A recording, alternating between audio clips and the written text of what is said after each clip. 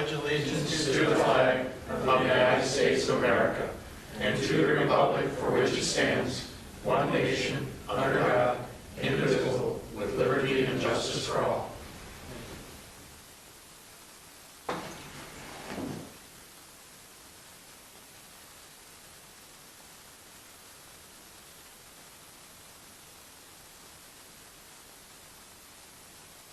Got a request for the mic to be closer to you.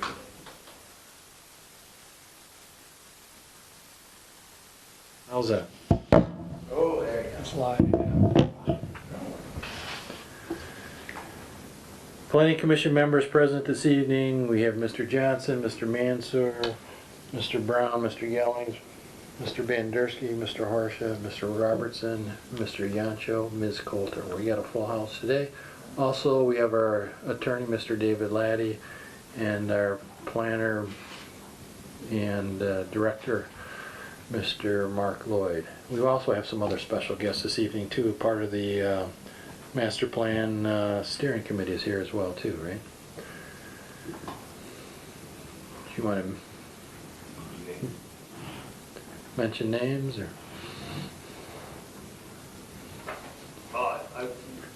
Nick George with the DDA. Gregory Boggs, steering committee. Michelle? Yeah, I'm Michelle. I'm with Beckett and Rader. We're the firm that's helping write the master plan. Thank you.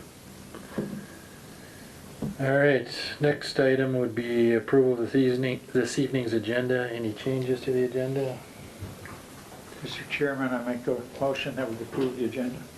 Support for that motion? Support. Motion by Mr. Bandersky to approve the agenda, support by Mr. Brown. All those in favor signal by saying aye. Aye. Motion passes 9-0. Next item is normally approval of meeting minutes. Mr. Chairman, the latest draft of the September 5th meeting minutes are not available, so I make a motion that we defer the approval till the next meeting, which is December 5th. Yeah, I was just gonna say, I don't think everyone got a copy of those, so.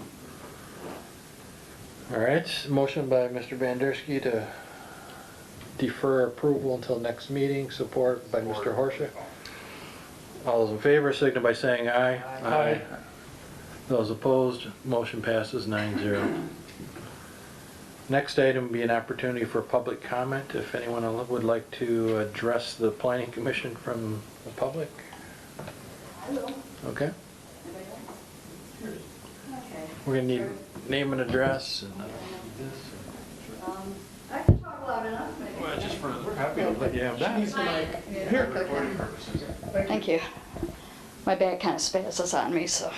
I'm Lelaine Kilborn. My mailing address is 3103 West Thompson Road, number 182 in Fenton, Michigan, 48430, but I am a Grand Blanc Township resident. I know you're getting started on the master plan. I've been on a planning commission for many years. I've done 2 master plans, and I was actually involved many years ago with some of the public town hall meetings you had here for a previous revision. Frankly, you know, you've got a nice planning commission, and you've got an in-house planner that most townships would die to have an in-house planner. And so I can't understand, in fact, I'm basically really disappointed that you and the board have agreed to contract with an outside company to do your master plan, our master plan. Now, nothing against the company, but you picked a company that has an office in Ann Arbor who's going to come up and yeah, hopefully you're going to do a deep dive into some of this stuff. We used to take sections, do a deep dive, come into the planning commission, and maybe do what you guys are going to do tonight, which is great. But you didn't meet in July or August. You were here for 40 minutes in September, and you didn't meet in October. You didn't need a quorum. You could have been going over a lot of this. You could have been doing this yourself.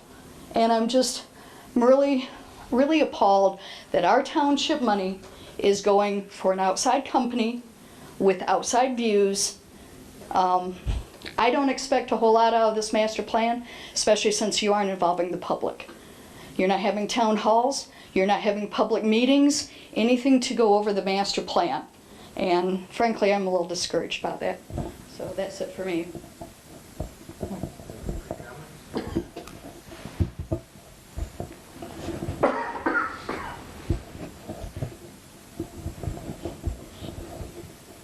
Do you want to say anything, Mark, or no? If you would like, I'm happy to. I mean, we have a pretty comprehensive approach to this master plan.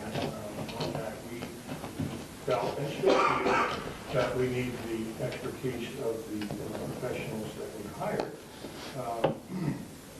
We do have a pretty comprehensive program where we're not only doing work with the steering committee, but we also have an effort where we're going out to the community to work within a variety of places. We've done a few of them. That's part of what we're looking at now. We've done things that we would call in the meeting box. We have a series of these events. We have surveys out. We've had over 400 responses to that so far. What percentage is it, you know? And so that's where, I'm sorry, I won't be able to debate you, but I'm trying to respond in accordance with the direction I got from the chair. And so I'm just trying to let you know that, you know, we are, I'm sorry that you're disappointed in what you maybe think you know, but I'm happy to explain this a little more in detail if you care to Well, come in. I've come into a meeting with you, and I've also called into the... Excuse me, this should not be a debate. Mark, make your comments, and then if Okay. you want to meet with Mark after the meeting or separately to get more details, fine. Okay. Anyone else want to make a comment? If not, we will close the public comment, bring it back to Planning Commission. Next item on our agenda is correspondence. It says Planning and Zoning News, but I didn't see that this month. No old business. New business this evening is a discussion of the master plan along with the steering committee. All right. Well, thank you, Mr. Chairman. The idea here is to give the steering committee the opportunity to do their review, if you will, of the language that's been prepared for 2 sections that we'll be looking at, and Michelle will kick us off on that. The other thing was the idea of getting together to bring the commission back up to speed on where the steering committee is, what we've done. You know, we may need to make some adjustments. We're looking at some things that we're doing and the success of them. We're looking at maybe expanding some of the public participation efforts. We wanted to have some discussion with the commission about that, but primarily tonight what we wanted to do is to be able to take the time to go over the sections that the steering committee has received, gave copies of the same sections to the planning commission in case they care to engage in that discussion tonight. And then we were going to have some conversation about you know, what we're doing and what we might want to do today. We're going to make any adjustments moving forward if we think we need to, and if so, what those are. To kind of reiterate what our public engagement program is, and that's going to happen with Michelle. So if you want to kind of get going, Michelle, let us know what we've done. Sure. Let me pass them out this way. So for anyone here who's been working with my colleague Leah, she's really the lead from our firm on this master plan, but she's at a conference, so I'm here filling in as best as possible on her behalf. There's one there. So because this is our first joint meeting with the steering committee and the planning commission, we wanted to start with a project update, and then we'll go into the next sections of the master plan that we've been working on. Okay? So to start, back in May, Lee and I spent an entire day with high school students in government classes. We tried to use that opportunity not only to engage them, hear their feedback about what it's like to live here and what they want to see for the future, but we also tried to teach them about the planning profession and to present them very common scenarios that planners have to deal with. We really enjoy this exercise because we think that it builds some credibility for this profession to show that we're here doing our due diligence and to explain that local governments are faced with very difficult situations. And so We brought 5 common scenarios with them, we went over them with them, we got their feedback, and then we did a grading exercise, and so we know they're very familiar with report cards. So they were able to grade the local government on a scale of A to D, so A being outstanding and D being not passing. So that was back in May, and we created a summary of all of our findings from that, and those have been sent out for review. We're also in the middle of a community survey. So today, actually, so you can see here in this little table some of the breakdown of what we've received. There's actually more as of today, we got in 20 more responses. And we don't have a set deadline for that. We're keeping it open until we hit a number that we think is substantial enough to use those results. So as of now, we haven't closed them, and we don't have a plan to close them. We're thinking of going through the holidays and into the new year and then checking and seeing how those are. But they come in daily. I get emails daily about when people are taking them. So this is the different ways that we tried to reach them. We did business cards and we mailed out postcards. And so we're just keeping track as of now. When you say business cards, define that for me, please. Yes, I believe, and I'm sorry that I haven't been so much a part of this part of it, but I believe they're the size of a business card. Yeah, maybe Mark had some examples. We do, both of these are either on the counter or available at meetings and other things when folks are going out. Let's say we're doing a meeting in a box or whatever. These are available on our counter and available there. They've been in the newspaper. So these are available for folks to use the QR reader, and you go right to the survey, or click on the link and it takes you right to the survey. There's a couple of very convenient, quick ways to do that. Yeah, so we bring these materials with us. That sort of takes us to the next method of outreach that we've been going through, is the meeting in a box. So we'll take these materials with us as well so that we can have them out and pass these around. So far we've attended 3 events. I came here in September to work with the staff to go through the exercises, and then these are 2 other events that we've gone to in the fall. And so we're collecting all of those responses, and we have them back at our office. Again, we're not closed to that idea. It's very time consuming to get people involved, to bring them out to the events. The events are at least an hour or 2.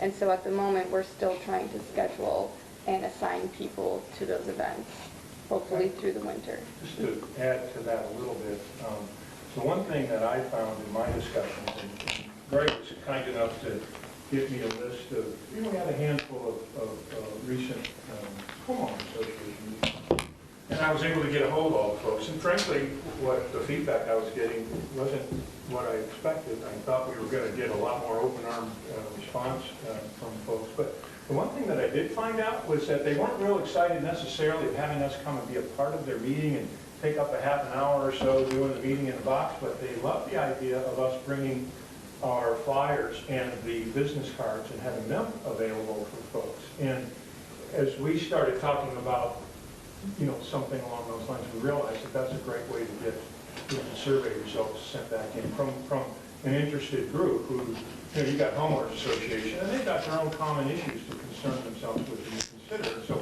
having that kind of feedback from those neighborhoods and those groups is very important. And it's one of the better ways to get the kind of input that we're going to get directly from residents. So these surveys are going to continue to be a big part of what we're doing. And we're looking for any other ideas on how and where and when to put them out. We realize that with the holidays coming, we're going to have some other opportunities just with different events and stuff going on. So, we'll be able to attend those. It's a good way to get into the party. Hey, I got a meeting in the box. Well, I'll find out. Probably won't get dinner out of the deal, but we should get in. But, the other thing is just to be able to go and maybe have a chat with folks about what we're doing and to make the surveys available, make the opportunity for people to provide their input available. So that's that's how we're moving forward right now, is taking a look at that and what that's done and what we might need to do to adjust, if anything. Yeah, and the idea behind the meeting in the box was that we'd be able to reach more people than if we were to hold one or maybe a series of events here at the Township Hall, we thought if we go to people, if we go to events where we know that there could be hundreds of people, that we'd get a broader range than the people that are typically that are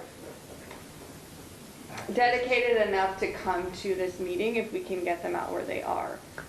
So that's been the idea behind it, but I will say on our side, it is a lot of organizing, and at these events it hasn't been fantastic turnout as we approach people and ask them to do these exercises and chat with them.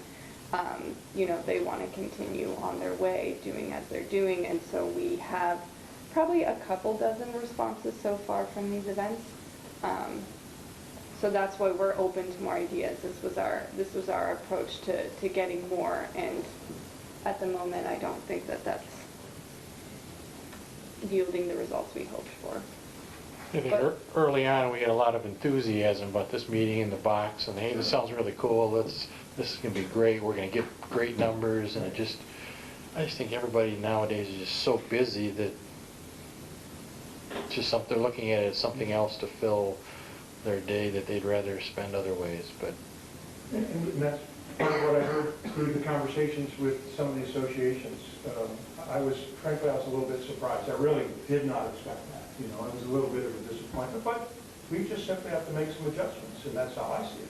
The comments that I got back, which I thought were very encouraging, was we still would like to be able to participate, so having the flyers and the business cards and stuff there, I think that's incumbent upon us to try to get those out in front of those groups and folks. You know, there are other ways to do things too. There's no reason to stop the meeting in the box for folks who want to do them and folks who can, and facilities that really want them. You know, homeowners associations who really want them, I'll go. I'll be there at night. It doesn't matter. I mean, it's just, you know, we just want to try to have a very successful, a lot of good input from the community master plan. That's the whole idea. We need to hear from the community on what their interests are. Mm-hmm.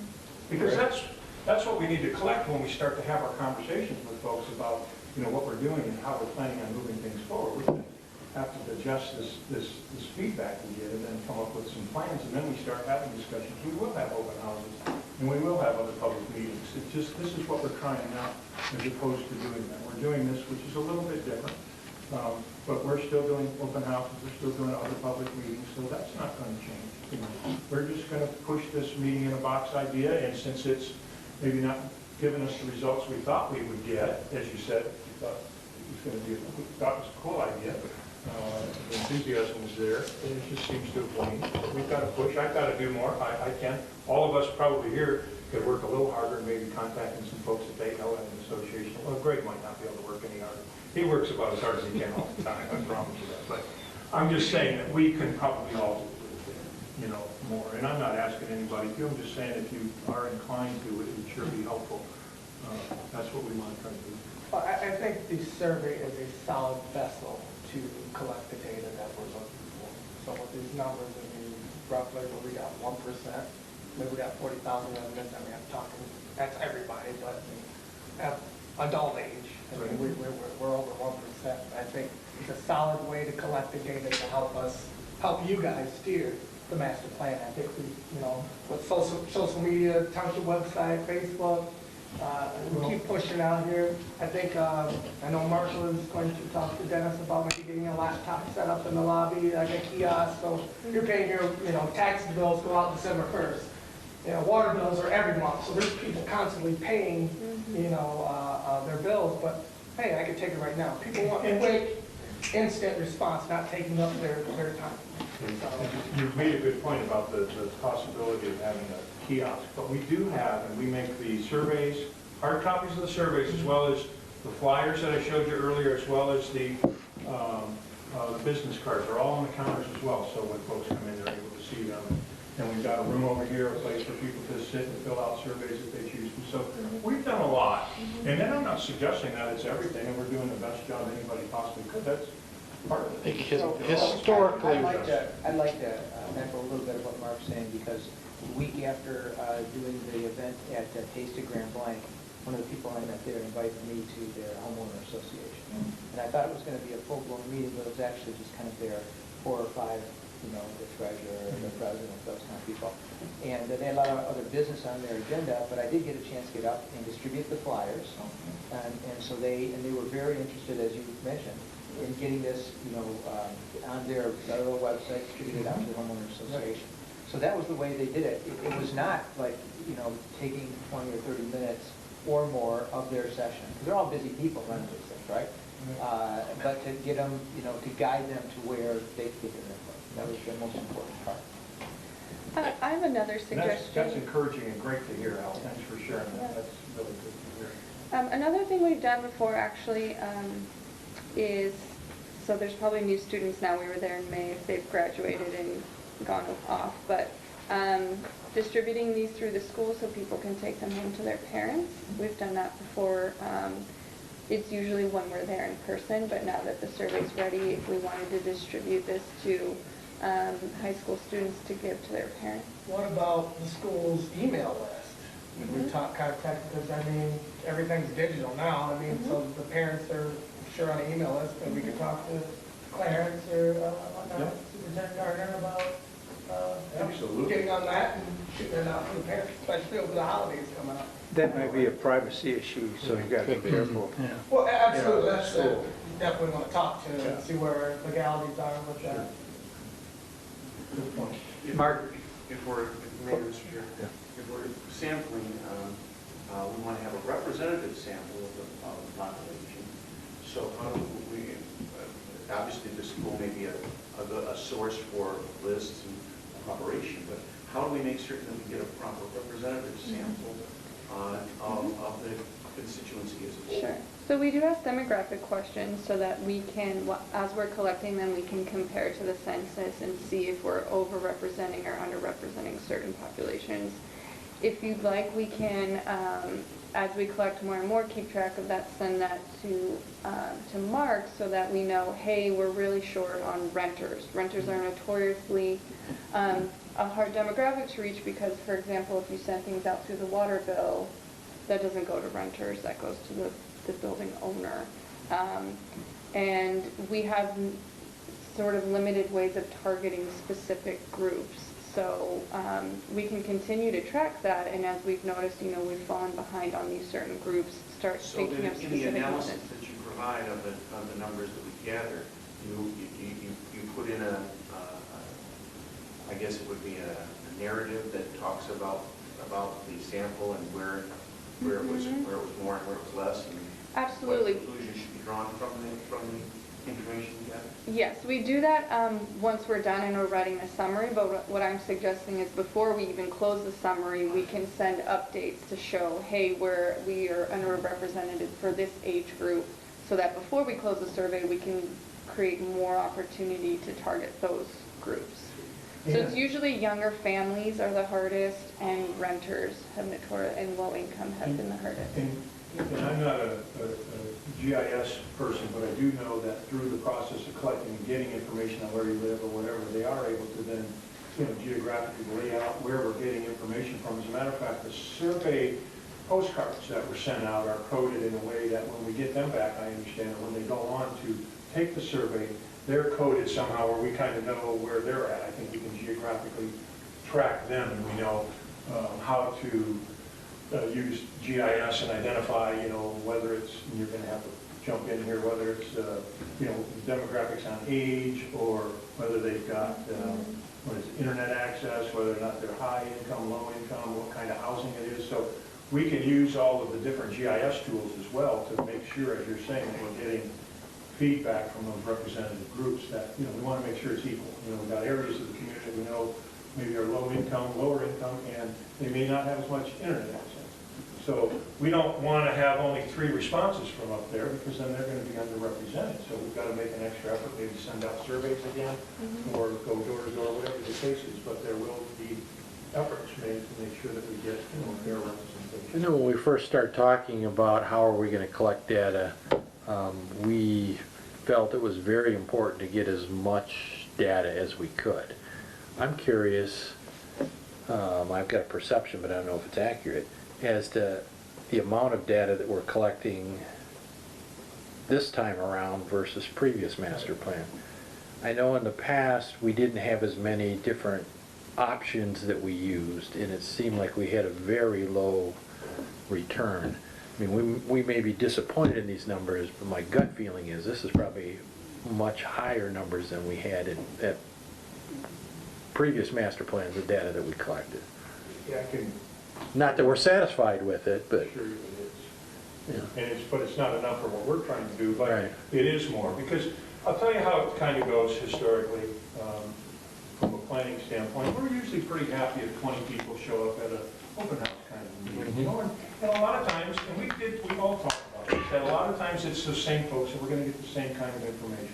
It's very important to this community to push beyond that and not just get the regular kind of information that we're going to get from what we hear at all the meetings all the time. It's the same thing. And not that that's not important, but we needed to, and we know we need to go a lot further than that. So we decided to do the surveys. We knew that if we reached out with surveys, we're going to go to places that we're going to be talking to people that we don't know. We're going to be getting information back from people that we maybe have never participated before, and that's great. That's really good to get. So we thought that the survey idea and getting it sent out was wonderful, and then we started talking further about the meeting in a box idea. Everything just seemed to kind of fall into place. The idea of a meeting in a box is still a darn good one. It's just, it's challenging. It's probably about as hard to go there to do it as it is to do something here and get everybody to show up. You know, it's just for whatever reason, it was tough. And doing it at the Taste of Grand Blanc, which is a great idea. People were hungry. They weren't looking to, yeah, they had other things on their minds. So, you know, it is a matter of just getting the right fit, you know. So we're going to keep pushing the Homeowners Association. A lot of those meetings are right over here at the police station, so that's convenient enough. We'll make sure we got cards and flyers for every one of those, and we'll try to do meeting in a box when they offer Yeah, them. 2 points, I'm sorry. What if you drafted a letter, and then I took that letter, modified it to my way of speaking, and I sent it to 20, 25 people that I know in the township? You know, and each one of the planning commissioners did that. You know, there's a couple hundred more people, and if you get something from somebody you know, they're more apt to respond as compared to just a general kind of letter, and I'd be more than happy to do that. Well, I was thinking of ways of getting, you know, of getting Maria involved. I was just talking to her about it today, and we were talking about how important it's going to be for her to kind of, you know, stay close with this and, you know, kind of start keeping track of some of the things. And this letter, they might not be a bad way to go if everybody agrees that it's a good idea. But we could do something like that in a second. But what I would suggest adding to it would be in that letter, either send a card or at least a copy of this with it too, so that they can almost Or a automatically website. do their thing. Yeah, it has access to And the. it should include something like, you may have already participated, but, you know, blah, blah, blah. But then, I think it's a good way to make contact, because if I get something, a letter from, or an email or whatever from somebody I know, I'm more apt to respond to it rather than just hit delete. Does anybody mind if I just ask Vince to come in and see me tomorrow and we'll put something together? Does that seem reasonable to everybody? So this was always a part from the very beginning. We talked about how members of the planning commission, the staff, the board, the steering committee had to be ambassadors. Yes, indeed. So this is a good vehicle to do that, but we absolutely have to go, you know, 10, 20 people a person could reach out to a lot of people, and the participation rate would probably be much higher. But that was a part of this. Having a couple town halls here was envisioned as part of this. We haven't got it on the schedule, that should be part of it. And the other thing is that, I just happen to know this, that some of these things are going to get filtered into groups like the Grand Blanc Grid. Sure. And so they are going to use that as a vehicle to amplify their concerns about paths and things. So I'm just saying that these groups are, we should expect that to happen. Absolutely. Yeah, we should encourage it. Yeah, yeah. You know, we want those groups out, you know, whether you like them or not, and I'm not suggesting. No, they're a voice. You They're- need them. Yeah, I need the voice. That's the voice. I would say, because the planning commission is by law the author and enforcer of this document, that the more that you participate now and you have buy-in, because you will be using this document over the next 5 to 10 years. Ideally, as a planner, I would love to see you guys bringing it to every single meeting with you. the more that you can put into it now, I think the easier it will be when you have tough decisions to make over land use, because you will have been really involved in this process. So sending out letters, being the true champions of this plan, I think will make a big difference. Can you come in and see? I'll talk to you. Mr. Yancho? If the homeowners associations are then reluctant to let us come to their meetings, have we asked them to put this information that's either on the flyer or the business card into their newsletters? Sure. That's what Al was just mentioning. Yeah. And, you know, I don't know, I've never been a renter, but do those rental management companies, do they send out newsletters to their clients? I mean, if you're talking apartments, then Yes. I would I assume. mean, I'm concerned that we probably missed a great opportunity with this recent Thornridge, what was it, 50 years? 40 years. Excuse me? 40-year thing, for a bunch of the township people were there. I think I seem to remember pictures that maybe you took of them. So that should have been an opportunity to get in front of those. There's the Del Webb kind of thing as well, so you can kind of, and we were in the view. And we got at least one, I remember seeing one advertisement for the survey Actually, review. there's been 3 or 4 now. Well, I'm just, Yeah, no, I'm just saying, Yeah. just so everybody knows, Yeah. we've done okay with that. I did find an issue with our ad, the recent one, is that the link isn't embedded in the text, so it doesn't read by looking at it online. You can get a hard copy of it and see it with the QR reader, but unfortunately, you can't do that online. You can't put your phone up to it online, and then you can't use your mouse to open it. So I called them just to make that work better. Folks are typing it in, they get a hard copy, they're able to do it, but they just couldn't do it the other way. But we did have 2 ads in the last one, as a matter of fact. One was a public press release, actually, and that one there was typed in so you could connect to the survey that way. So, there's, technical issues that we're working out too, but, nothing is stopping this from being successful. It's going pretty good. The numbers are actually not bad at all.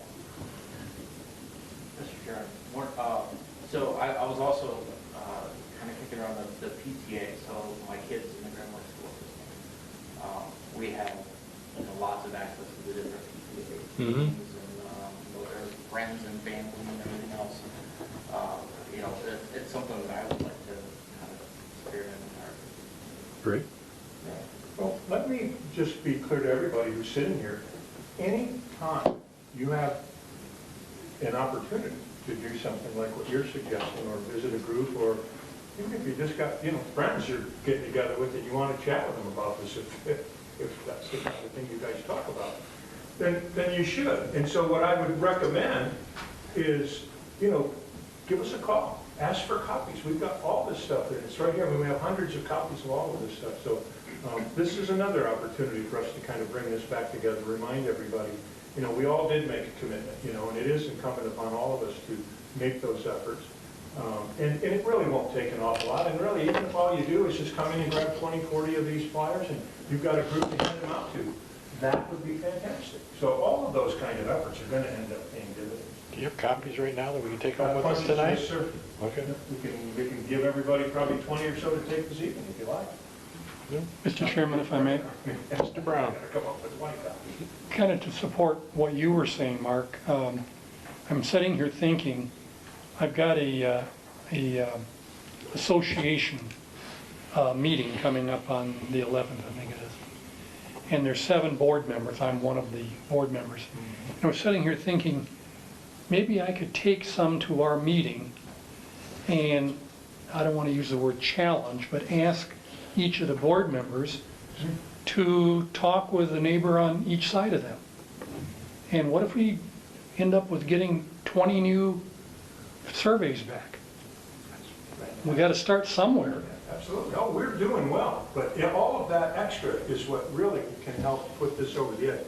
Those, again, sending it out, you're going to have a certain group of people who are going to see it in the paper, whatever, and they're just the folks who are going to respond to. It's getting to these other groups like we're talking about now that really start to make a difference and really start to bring out, information and feedback, data, if you will, that we wouldn't otherwise be getting. So all of those ideas are great. So that's what I'm saying. Anytime you have a thought about this, an opportunity, please call, come in, ask me. We'll bring it over to your house. We'll bring you copies. We'll make whatever available that you might need.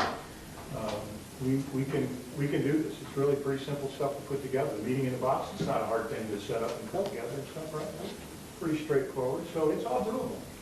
And we really would like to have you guys participate. And hopefully, look, I realize some folks, it's hard to get up in front of a group of people sometimes and talk. So I understand that there's just going to be some of those limitations on all of us as well. But get a hold of them, hand them out and do that. Or please direct them over here to the Township Hall. Sure. Now, let me ask one question before we go there, Mike. I'm curious about this. The one thing that I haven't really buttoned down, because we're not getting a lot of hard copies turned into us, right? So the reason I'm saying that is, my sense is that folks might be a bit reluctant to hand in a hard copy, because it's several pages. But, they're going online and doing it. I think almost everything we've got so far is going online. We've got a couple that can deliver. And I'm just wondering, so for example, Ed, if you're going out and you're talking to folks or whatever, if they're going to do it electronically, that's fine. But if you were going to take them hard copies, I was going to try to talk about how to take those back. How important is it to keep those, from folks knowing what they filled out? I want to make it comfortable for folks to hand in hard copies if they are going. And we're taking them in, putting them in a file that we have. Yeah. But I don't have a secure way of doing that. If somebody wanted any thoughts on that, if you think anybody might be reluctant to hand in a hard copy, how we might address that? Well, there's no identifying information on it. Right. So Right. I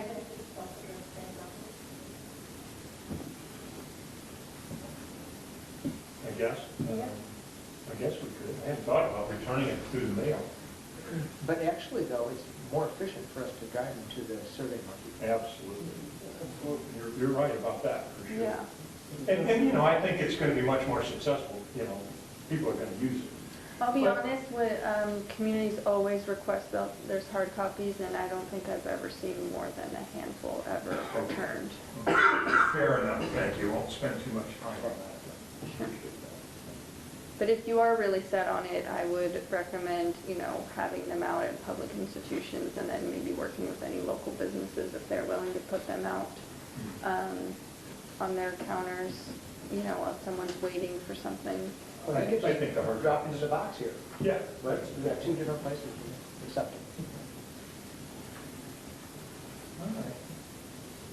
Let's see, I did want to add, and I'm sorry if I'm cutting in on your time a little bit, but I did want to just point out to you guys where we have the surveys. We have them at the counters, we have them in the newspaper, we're doing them through the meeting in a box. They are on our webpage. They're all over our township's webpage.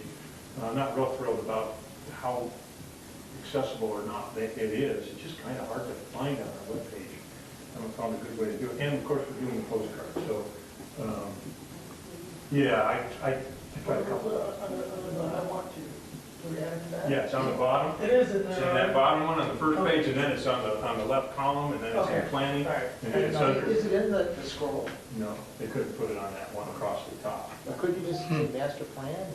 Yeah, get rid of one of the other ones is what I was hoping. I'm still working on it. I'm not done. But I'm just saying, we've got it in 5 different places on our webpage. And I believe, and maybe you can check this, Megan has it on the Township's Facebook page as well. And so, we're pushing that out. And that hadn't been pushed out early. That didn't get pushed out at the very beginning. We needed to kind of see what we're doing and how we're doing and what kind of responses. And, as I'm hearing, the responses are coming back and the numbers are pretty good. So, and we're just going to keep, improving our effort. I guess I'd like to go ahead. I would say I'd like to get a little more input from the steering committee members and any discussions. Do you have any feedback or input? I'm putting you on the spot. I think he's got a lot to say. I do, but I'll just sit here and observe tonight, and maybe in the next short future, we can have a consolidated meeting. I think that would be very instrumental, because so much of what you're doing here is the basis of what we're trying to evolve, and we're not part of it, we're not informed of it, so I'm taking a lot of notes here. Okay, that's fair. Mark? I'm unclear about how the meeting in a box works, and I may not be the only one. Can you pull us through a scenario? What kind of information do you give us? Do you give us an outline? Do you want to have a planning commission meeting? Maybe set up, and do you want to have a planning commission meeting for everybody? I mean, there's that one. Maybe missed it. Do you want? Sure. So, Can we take 2 minutes and grab them? I was just going to say, I'll just go get all the material. You guys could sure. carry on. What's another mark for you? Needs some help? I think I got it. Well, you did one Yeah, with Greg, right? yeah, the Taste of Grand Blanc, for sure, yeah. It was pretty, I mean, it was pretty easy. It was, you know, people had other things that were trying to take their time. But still, you grab them and you kind of, you know, you have to really focus your pattern. Yeah. Because you're only gonna get them for a few Their minutes. attention span is like this, they're interested of what's going on, what's this table, and then you get some that'll hook in, but then if you keep them too long, you can tell that they just want to move on and buy more food. So it kind of wasn't really the ideal place to have a full-blown meeting in the box because of the other distractions, but it was good to get the word out. And if we had more survey, I think if we had the survey push that more at that point in time, I think it would have boosted the survey. Hey guys, that's the biggest single social event in the county, Yeah, in the township. yeah. And you're gonna go there and talk business? But I think it wasn't more business, it was more community development, and that it was a community debate. That's what our thoughts were on that. You have people from outside the township visiting the township, and people who live in the township. So we wanted to capture both of those demographics. We thought it was, and it was really our first one, so we're testing the water, using like hindsight 2020. It's just an open table here. I know that the homeowners association around the township, some are good, some are very weak, some are social. I think a good area too for us to reach out is the churches. The men's club, the women's club, those are more solid people, more community-minded, and more willing to be part of the solution. Service clubs or other, Yes. yeah. So this is so we have been able to identify a lot of groups and a lot of events. We just haven't had enough people signing up and volunteering their time to do these exercises at those events.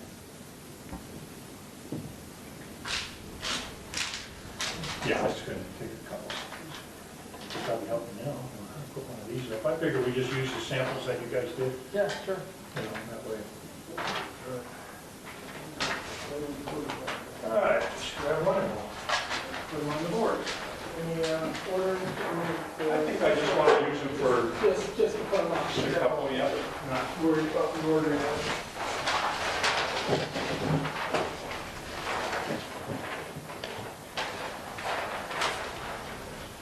And even like.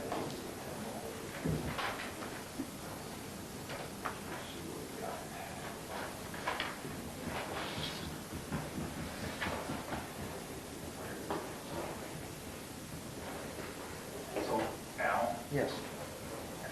at a community meeting or an association meeting, you might be an agenda item. Right. Okay, the event you were at three tables, just as people roam the event, they encountered, Yep. and then you, We grabbed them it's and, like yeah. a salesman, you Yeah. grab it. And, so that would be probably maybe a unique situation where if you were at a church meeting, Yeah, or a service club meeting, or a Rotary Club meeting, you're the third person on the agenda. But the thing, the issue there is that if you're there, you get 10 minutes. And this meeting in a box is really more set around people kind of wandering through it, person by person. so you want to be up there afterwards. Yeah, exactly. You want to hang out after the meeting. Yeah. You want to know how you all interesting. Yeah. Next question. Right. Couple So more. after the main presentation, we'll be back in the back of the room to take your responses. I wanted to go to that one because I wanted to see it in action. Yeah. I wasn't able to make it. All right, I think generally we get an idea. You want to walk through that, Michelle? I think we got enough there.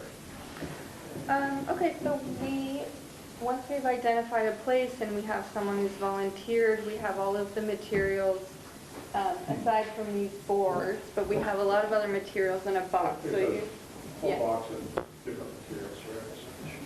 so you take those with you. The idea was that we wanted to engage people that live in the township and also those who visit. So we would ask people. The box. There you go. So the idea is that not only is this, again, trying to get input from people, but it's also educational, and it's also a really good opportunity for planning commissioners, any steering committee, or people on staff to build relationships with people in the community, to have those one-on-one conversations, build FaceTime, build trust between people.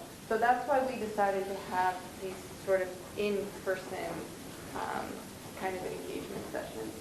So, in addition to the survey. So, well, this one would also be the same size. They're all 30 by 40. And we're just asking people to identify if they're visiting Grand Blanc Township, where they're visiting from. So we want to see how big our pool, our reach is for people that are coming here. I mean, they are sort of out of... Oh, they're out of order, sorry. That's okay. So there's ones that are more dedicated towards visitors and ones more dedicated towards people who live here. So, okay, this is for people that live here. We're asking them, what's an important place? We call it a third place, so not where you live and not where you work, that you like to spend time. So, we commonly hear, especially in townships, that people don't feel like there's a recognizable center or place or social place to be. So we want to see to what extent that's true. Are people able to identify places that they like to go in the township, or do they have to leave? And the one time that I did this, a lot of people, the most common place people like to visit was Fenton. Should I take the next one? Okay, thanks. So we categorized them somewhat, but we also gave people blank space to give more specific examples. But we want to know where people are spending their free time. Is it in a public space, a religious place, a commercial area, or some sort of civic organization, as we were talking about? Are people going to their Lions Club meeting, Knights of Columbus? Where are people going when they're not at home or at work? And then we also want to see everything spatially, right? That's one of the aspects of planning, is not just gathering data, but trying to find a spatial connection between them. Is there a hub somewhere? Is there one place that a lot of people like to go that just maybe needs to be better designed? Or is everything really scattered, which makes it hard for people to congregate in one place? So we asked people to put on the map as well with Post-its where are the places that they like to spend their time. We also ask people where they live so that we can figure out if we're getting good geographic representation. And this is also because some of these events might be here, so a lot of the people that you're going to get live in this area. You know, if you're down here, then you're going to get people from there. So we can look at these over time and figure out, are we getting good geographic representation? And then we asked people what improvements they'd like to see in the township. Again, we gave them some pretty broad categories to guide them somewhat, but we leave blank areas for them to write more specifically. So we asked them about housing, transportation, open space, entertainment, shopping and dining, jobs, infrastructure and services, and then there's always the catch-all, any other ideas that you have that we may have missed. So we let them put in the right-hand column any responses that they have and to mark the priority level of them.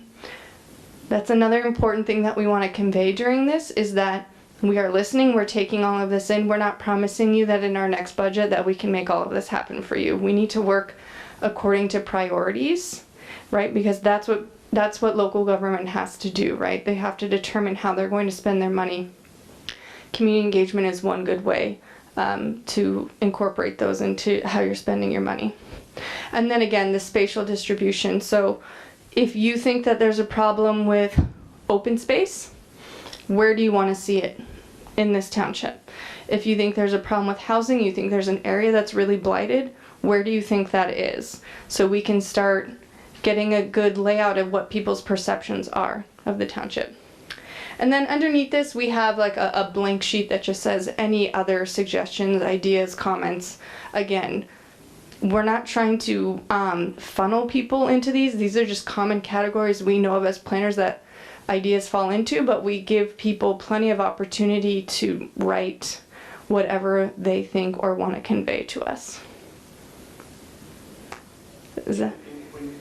Mr. Chairman, when you put the information together at the end of this process, do you provide to us verbatim responses from people?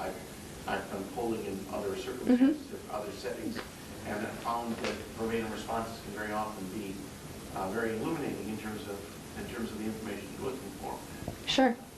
So Is that part of what you do?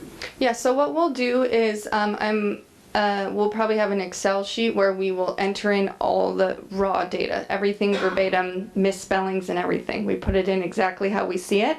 But then when we write the summary, and we'll send you that so you can have that data, but when we write the summary, we'll generally be looking for trends. We may use some quotations to highlight a certain idea, but it's sort of two different documents. Thank you very much. Sure. Any other questions about this? Okay. Mm-hmm.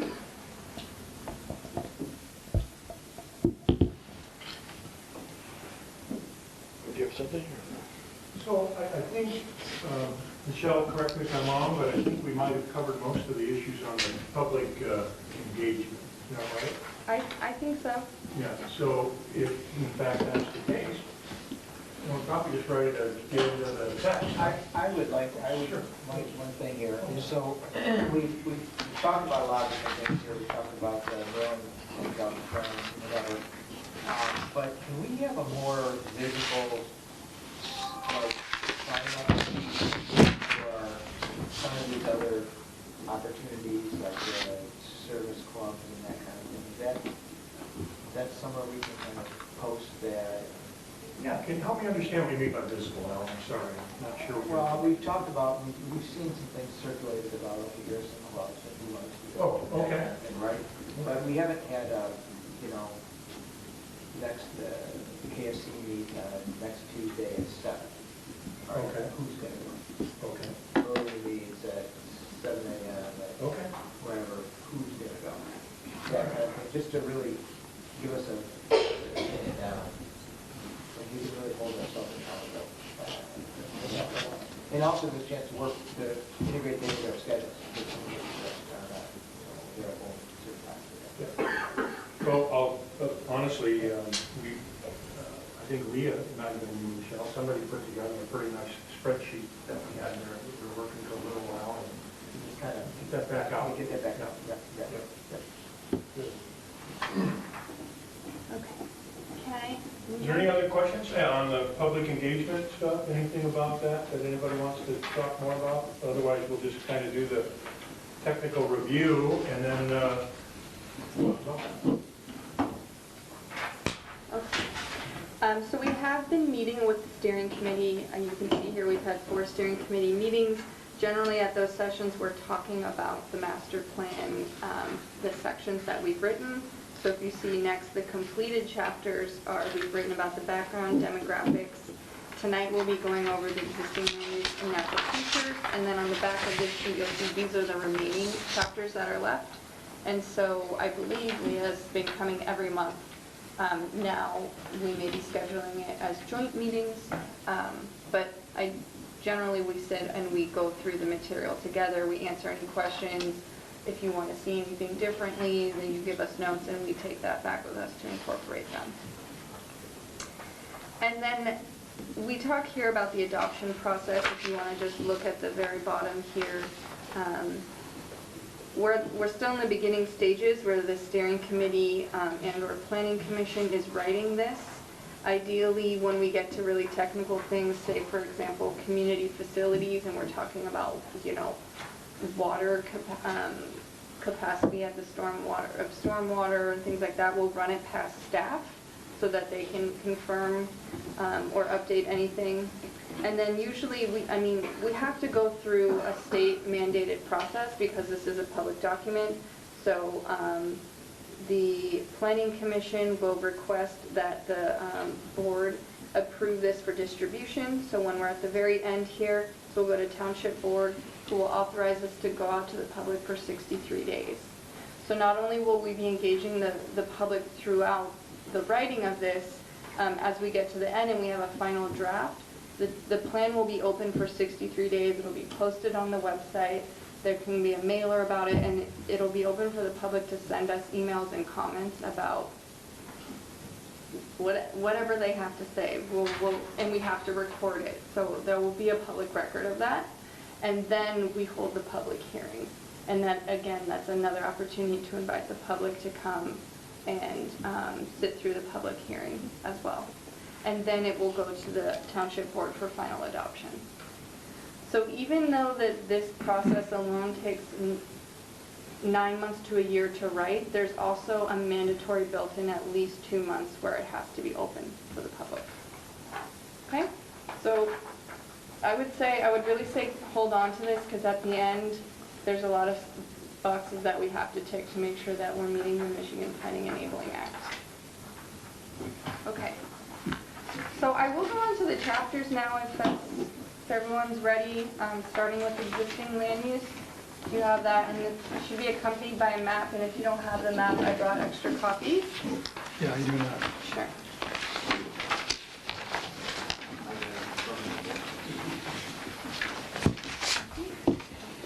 Anyone else need some? We'll pass them over.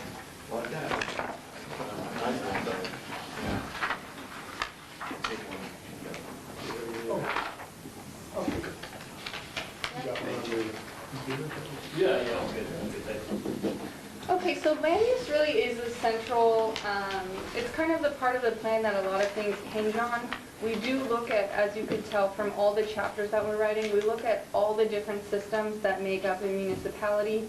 But really the purpose of planning is to make land-based policy decisions at the end, mainly through your zoning ordinance. So most plans are sort of centered around how land is being used in development patterns. So if we just look generally at Grand Blanc Township, much of it has already been developed. And like most municipalities, the majority of this is residential land uses, especially here, single-family residential development. Although there is still commercial and industrial uses, which you don't always find in a township, but here we do have a mix of all of those uses. So here the table, this table is from assessor data. There's certain state codes that they use for their land. So you can see underneath the major ones like residential, commercial, industrial, and exempt, they are differentiated between improved and vacant. So improved generally just means that there is a structure on it, and vacant means that there is no structure. Okay? So that's regardless of the size of the property? Like if it's an 80-acre parcel and there's a barn on it, then that's improved? That's a good question that I don't have an answer to, but the assessor should. But I believe so. So you got this from our assessor? Mm-hmm. So Mark, maybe we could just clarify. So if we go into some of the verbiage here, the last sentence of current land use and distribution, there are commercial and industrial uses primarily clustered around major roads. The township also has numerous parks and recreational land uses. So I only know of one park in the township. Okay. But don't we have some recreation areas though? I mean, they're not Well, we just have- parks. Yeah. Okay. Just wanted to kind of button that term down. I saw your comment. Yep. And I think you're right. We don't We have have the numerous. Perry, we also have the Perry, Nick Homestead. Road Trail thing. Does the land use conservancy come into the township? But recreational, Lost Lake Nature Conservancy, I believe it comes into the. into the township. So this is kind of makes it seem as though we've got parks and rec trails and roads, all kinds of places, and maybe we can be More specific? precise. Okay, Yeah. so one park and then, Well, actually, probably two if you could do it. Was there one up by the Grand Blanc brick place there? Pheasant City, Russ Park. Okay. Yeah. okay, thank you. So just looking at this table, you can see here residential, whether it's improved or vacant, is taking up about 66% of the total acreage of land. And then going down the list, so these are in order of largest consumers of land to least, commercial, industrial, and then exempt. So I'll be going through all of these. It's a short section, but we'll be going through each one of these kinds of land uses. Can I make one point? Sure. And I don't know if I'm being just hyper technical, but is there a way to have a footnote that identifies this information as being from assessing records as opposed to leading someone to believe that has something to do with our existing zoning or existing master plan? I think assessing terms like improved and vacant, and I think Mike raised the point, it's a little more vague than somebody who might be reading this from a technical standpoint would appreciate. And maybe, again, maybe it's just me, but. Maybe we can add to the says sources at the bottom. of the Yeah, just a little footnote, just because I just don't. Well, every discipline has its nomenclature, and we're finding Yeah. nomenclature from one to another, and it's not, if I understand you correctly, it's not specific enough in terms of. Yeah, so. Develop might be a legitimate term for an assessor to use, but it really is quite illuminating. That's a better way to put it. And I just stumbled through, yeah. Sure. Improved, yes, improved is. Mr. Yancho? I actually feel like each of these documents should have an identifying factor applied to them as well as the, where they originated. What do you? Like this existing land use document. There's nothing on it that implies or lets one know where does this information come from. Did your company write it? Did we write it internally in the planning commission? It would seem like that would want to have some kind of identifying.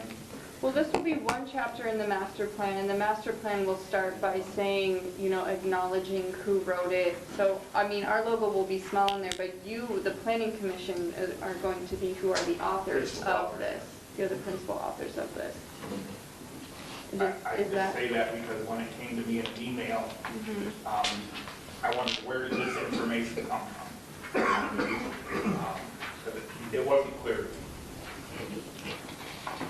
Okay, well then maybe in the very first paragraph for this section, I can see how it'd be confusing because this is standalone right now, but this will be the third section of the master plan. So maybe in the first paragraph, we would write to be more clear that this data comes from the assessor. This is assessing terminology. This map is different than a zoning map. A zoning map talks about very specific development standards, whereas this is just talking about general use.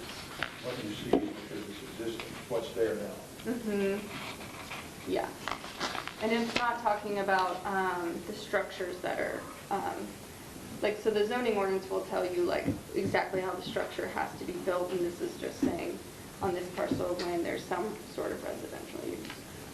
This is interesting that the Perry area seems to be, oh no, I'm thinking something different. Okay. Is this land use map, is this actually just a visualization of the assessing data? Yep. Okay. Yep. Okay, so now I'm on page 2, right underneath the table, where you can see when we total everything up that there's still over a quarter of land that's considered vacant. And we still think that vacant land is valuable, especially in a community that wants to provide and maintain a rural character. It provides room for eco-services, which I did see your comment about cleansing. So the idea is that oftentimes developments talk about what's the highest and best use, and they want to use every square inch of land so that they can maximize tax revenue. But what we're saying here is that there's also a benefit in leaving some land vacant because of the ecosystem services that they provide that are free. So for example, wetlands and wooded area help remove pollutants from the air, they help manage stormwater, they create nice buffers in between different uses. And so that's something that we want to consider when we are developing, is how to reconcile development and preserving, our natural areas. Okay, so if we go more specifically into the land uses, we start with residential. Like we've talked about, it's about 66% of the total acreage in the township, and that most of that is built as single-family subdivisions. And if we were to look at this map, we can see starting in the north that it's more dense, and as you move towards the south, it becomes less dense. And there are quite a few vacant residential parcels in the southwest corner of the township. So that could be an area that we want to think about for future development. However, like we've talked about, that's an example of, is that better to be used as open space preservation or potentially agriculture or for residential? So those are the kinds of trade-offs we have to think about. In fact, that's one of the trade-offs that we presented to the students. Because it's a very common problem when communities are growing, and you often hear that people want to preserve things, but if you want to preserve your natural features, how do you do both? How do you grow and build and develop and preserve, right? So we presented that trade-off to them, and they came up with some answers for us that we had recorded. How's your definition of large? What's my definition of Well, large? would you say we have you large parcels? What are you talking about? You're talking about 25 acres, 50 acres, 100 acres?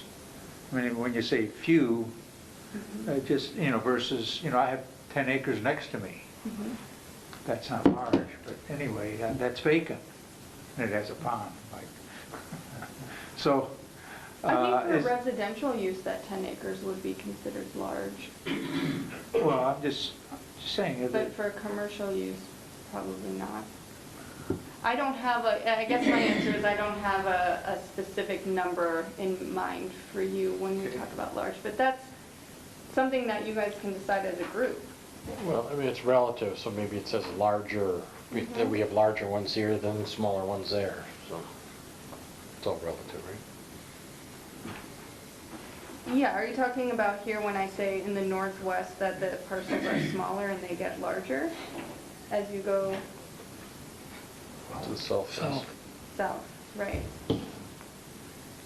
It flows from the time period which the community was developed. Exactly, so the closer you are to Flint, the denser it's going to be. Okay, so as we go on to commercial land uses, that's the second most common form here. Again, makes sense to everyone. I'm sure that they are clustered near major roads and highway interchanges. But still about 1/4 of commercial parcels are considered vacant. So those are opportunities for future commercial development. Of course, if all of the kind of infrastructure is there already, then that would be a pretty good potential for redevelopment. That's something we have to look into, if it's worth extending, if it's not already there. So I have a question, because I'm familiar with this, I'm outside my neighborhood here. So down in the area here, it's south of Baldwin along Saginaw Street, there's a whole bunch of red here, which is commercial vacant. And behind my house is, I think you could pretty much qualify it as a wetlands. So how does that interact with, because I think it would be like very difficult for... Actually, so we do have the wetland map you're referring to right about here. Exactly, yeah, right in here, exactly right. Well, that's, again, something we'd have to talk to the assessor about why he or she chooses those. Yeah, okay. I'm just thinking there's an overlay here that, this is just one example, maybe it's just a... Zone commercial, but not built on, and can that thing? No. Based on the zoning, maybe? Yeah. I'm sure just a whole, it's all contiguous, so I get it. But Good point, though. If we think that, okay, a quarter of it hasn't been built on, which surprised me, maybe it really isn't a quarter, that Yeah. you can't really build on it. anyway, okay. Okay, I'll make note of that. Okay, when we move on to industrial, there's a very small proportion of the township's acreage dedicated to industrial land uses. There's 2 industrial centers that host most of that land use. Let's see if we look at the table here. For industrial, yeah, there's not much land. Well, it's 440 acres, but only 2.4% of total land. So there still is quite a bit of potential there as well for any industrial development. When we say half the parcels are vacant, that means there's nothing on there. We're not looking at percentage of land area or anything, it's just parcel numbers, right? When we say half of them are vacant, Yeah. You got acreage next to it. I was looking in the write-up. Right up itself. let me see here. I will double check how that was calculated.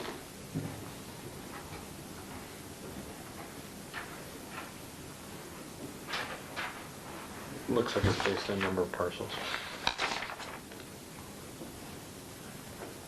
When we talk about exempt land uses, those are land uses that generally they don't pay local property tax. So they could be government buildings, educational buildings, religious or charitable facilities. So again, just thinking about this not purely in terms of a tax base, these are really important uses to a township, right? They provide civic and community assets, they educate our children, and 9%, quite frankly, isn't that high from what I've seen. The highest numbers are generally if you're like a county seat and you have all of the those government buildings. I've seen them up to a quarter of someone's tax base. Yeah. Are there any questions about land use? It's just briefly looking at how things are kind of situated and divided. We will go more into zoning towards the end of this process, so we'll get much more specific about how land in certain zones is required to be developed. But for right now, we're just kind of getting a lay of the land. So I have a question. You know, I'm not reading the map properly, and maybe Greg or Mark could help with this. But there was a write-up about that little that sliver of land that kind of goes between 75 and, I don't know, got that Lost Lake or whatever back out there. Is that? Off of Baldwin Road. Yeah, exactly right. It's like over here, isn't it, somewhere? I'm just looking for, because didn't they deed that to like some conservatory? Yes, Mm-hmm. yes. Is that? Southeast Michigan Nature Conservancy. Yeah. Is that the? Exempt other, yes. That's the You think purple. that's it right there? That's it, purple exempt other. Yeah, you're right. Okay. 'Cause I knew it was, I just couldn't figure it out.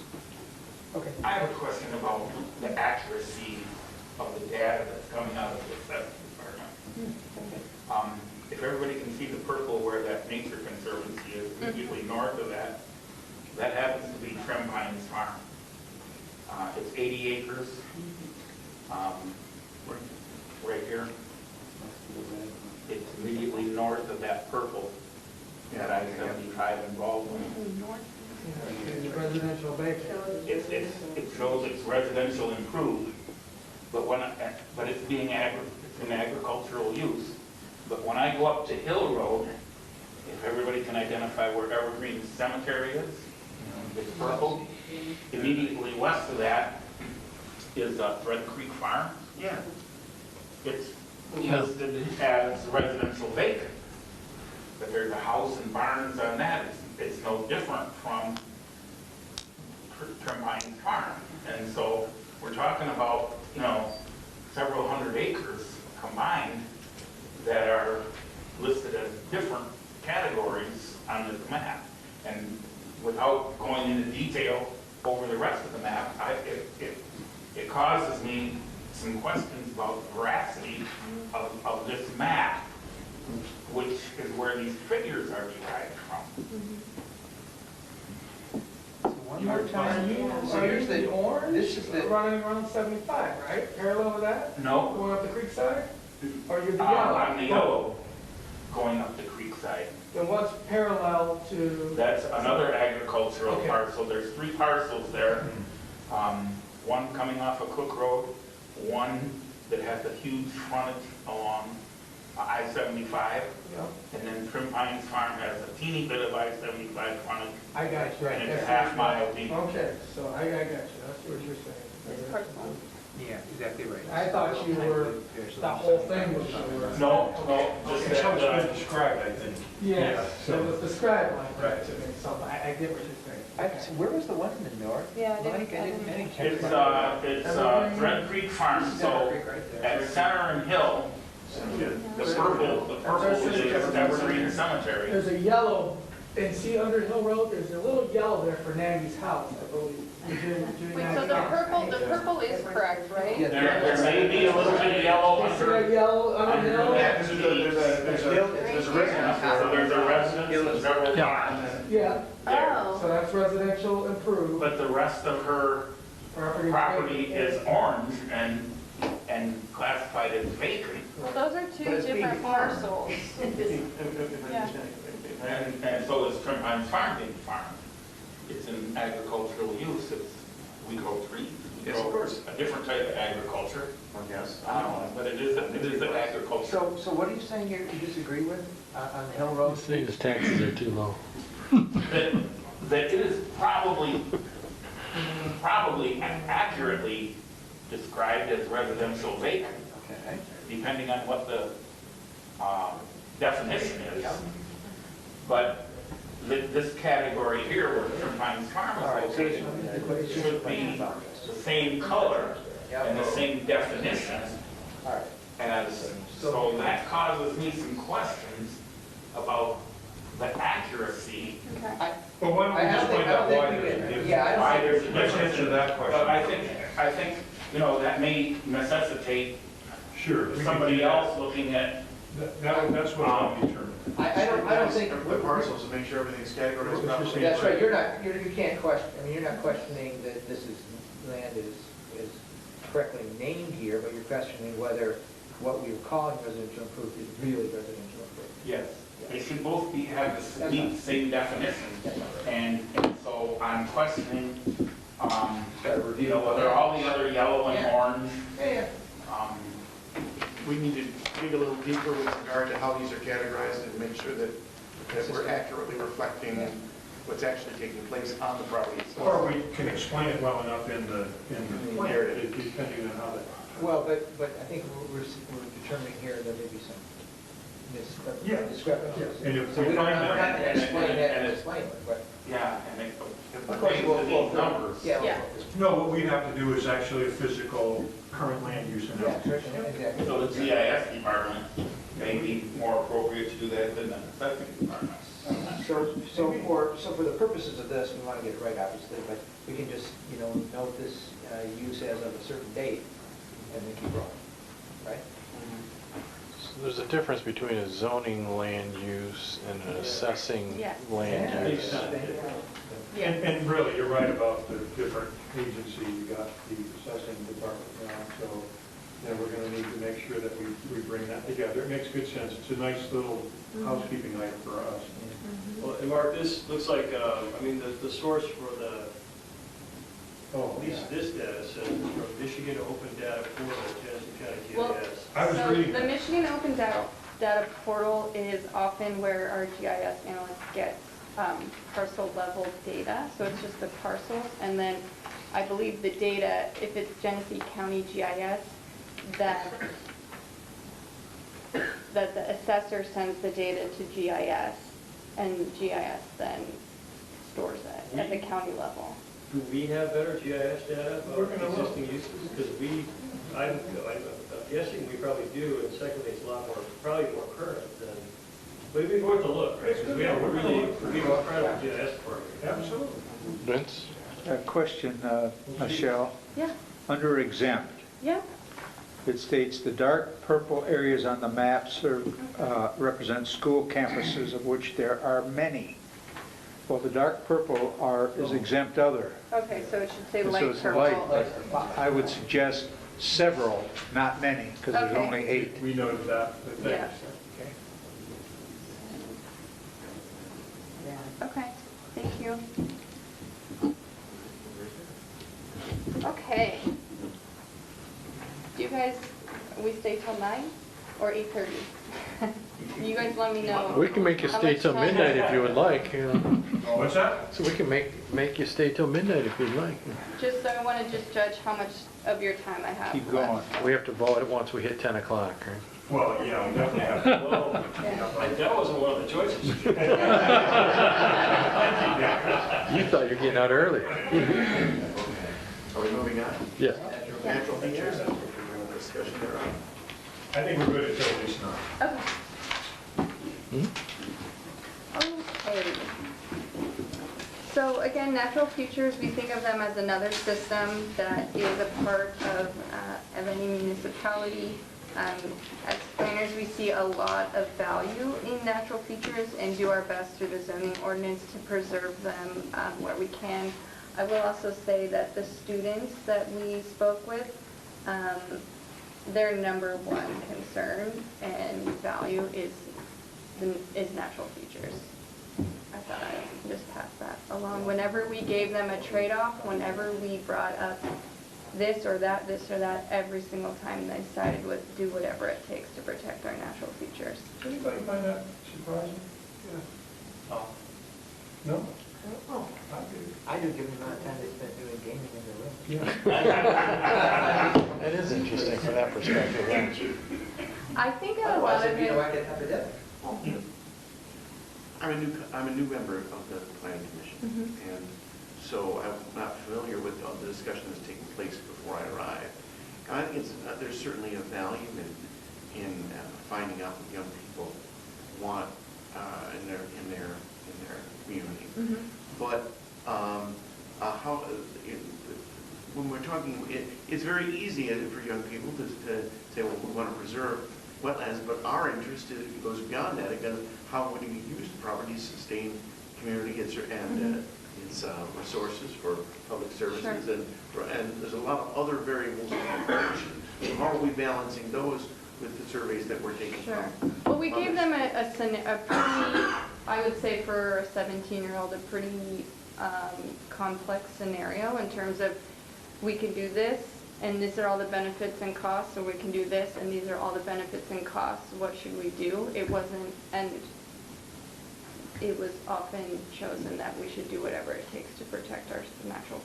I think this is how we balance what views are represented and maybe overrepresented. Do you think these?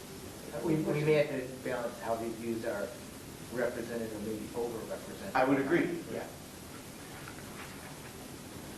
In what way? There's no real world experiences people are Bringing the equation.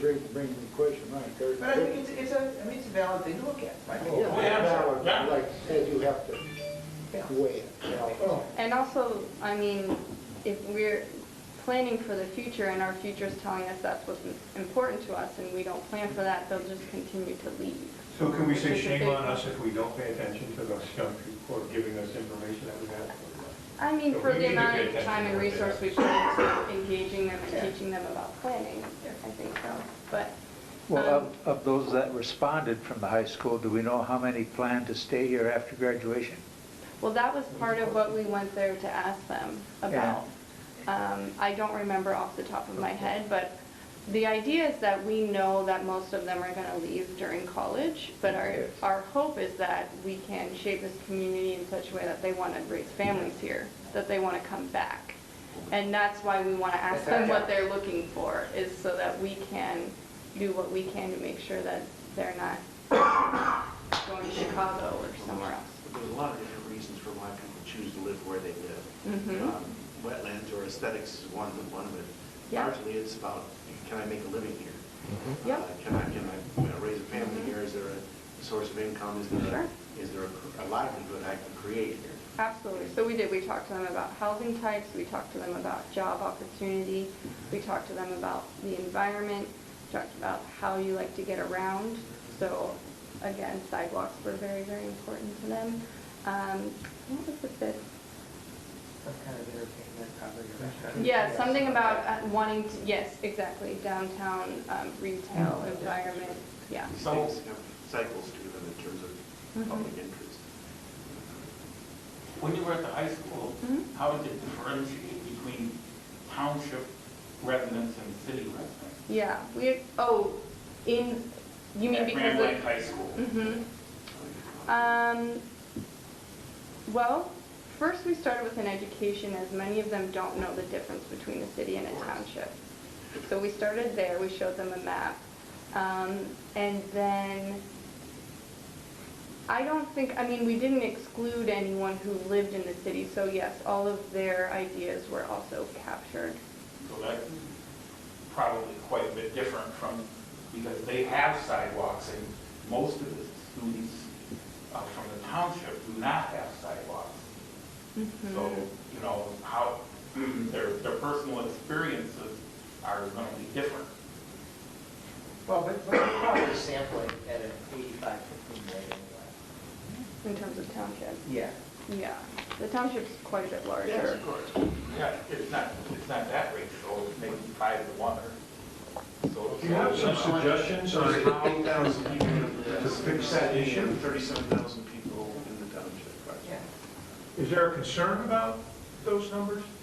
I mean, is there a concern about township versus city? Because we have people who are coming in over here who are definitely not going to be from the township. But we have ways to identify. And we've got other folks who might fill out the survey online or whatever that might not be. And I thought about the exact same issue, so I'm asking it a legitimate question. Is there a real big concern about that? Because most of the questions are at least geared towards what folks are interested in, what we don't have, what they would like to see if and when you get here. I don't know if that's going to matter, and that's why I'm asking, is there, what would the matter be? Devil's advocate question. No, but what would the matter be from your perspective if it's a citizen from a city versus a township giving us? They live in the city and they've been raised in the city, and I think that having lived in a city and grew up on a farm, I see the difference in people's perspectives and expectations. But in the end, we're still looking to attract those people to come back either way, right? So, And the other thing I'd like to add about young people, they are idealistic, they Yes, you, that's true. and but is there a way to reach out to the last 5 years of graduates from the high school whose idealism may have been tempered by budgets and laundry and other real world activities, jobs, purchasing gasoline? That's a good question. They're often much harder to, right, we can't go one place and get 100 of them at once like we can with students, so. But mailing list from Yeah, the we school. could ask, Most alumni kind of have Facebook class or whatever groups, and you can probably reach out via social media to, the administrator, the moderator of that group or page. That could be an avenue. Grand Lake has 5-year and 10-year and 15-year reunions with graduates. So that, you could get some of that. Anyway, it's an opportunity to find out those that, again, are planning to be back here versus, they're not coming back. But then maybe next question is when they show up for their 20th anniversary, are they interested in this conversation? Will they participate? Well, we won't. We'll never know that answer. Well, here's another, for perspective, I don't have my 20 next And I say that because with the way how we're all connected to social media, we all know what everybody's doing. It's not as prevalent as it once was, because we're so close. So just to kind of throw that curveball out there, the union might not be, I don't know. So we're not gonna set up a meeting in a box for the next 20 years? No, okay. But we can get their mailing list. If we can capture the mailing list. Yeah, no, I mean, that's a good idea. Those are good things for detail, you know, I'm just not sure we're reaching that. Natural features. Yeah, all right, let's keep moving.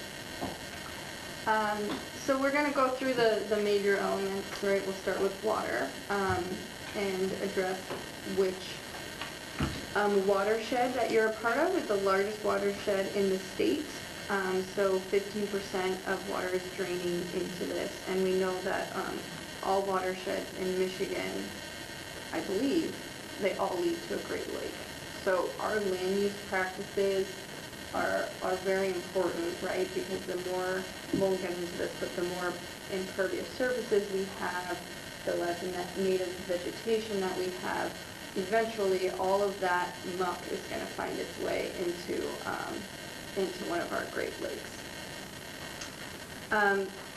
Saying that, though, Grand Blanc Township only covers a very small portion of our watershed. So the difficulty with watersheds is that they often cross several jurisdictional boundaries, and so that's why there's watershed councils, right? Because you guys can't solve this problem alone.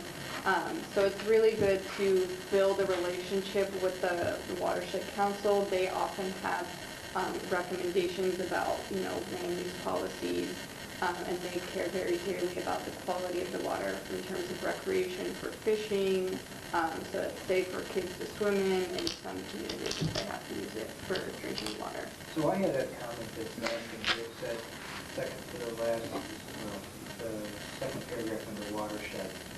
Essentially, the township understands how its development land uses and local policies this says contribute to the degradation of this larger. So that's a pretty kind of judgmental thing. And I would say that our land uses and local policies impact the larger watershed. But I wouldn't necessarily say that our policies contribute to the loss. Well, we want to know how. If they do, we want to know how. So I don't mean, maybe we can reword this. I'm not trying to say that you do but you do, but if you do, we want to know how you are negatively affecting the water. Well, I would prefer to kind of take out contribute to the loss or Because the presumption is that any activity results in a loss or a degradation, and I don't buy into that. I agree with Al on that. Okay. If you don't want any loss, get rid of people. Yeah. And you won't have any. That's a suggestion, Thought about it. Okay, within watersheds, there are sub-watersheds, and so Grand Blanc is a part of the Schwartz Creek watershed, and that includes a much smaller area of about 10 municipalities. I'm curious on that. Do you know which way the Swartz Creek watershed flows? North. The Flint River. And then the Flint River flows out to Saginaw Bay or something. Montrose, north. That's interesting. We can go into the Taft, then from the Craft. Before. That's all Yeah. north. That's up in the Saginaw. Our water flows through Frankenmuth. Okay. That's interesting. That's a long route. And then in Saginaw Bay. So the Schwartz Creek has their, I know I'm having a hard time saying Schwartz. Schwartz. There's no C, Sorry, okay. no CH. And Durand is Durand. That's the local guy. I grew up in Swartz Creek, so. Sorry. We wrote down. Listen to say it wrong in front of me.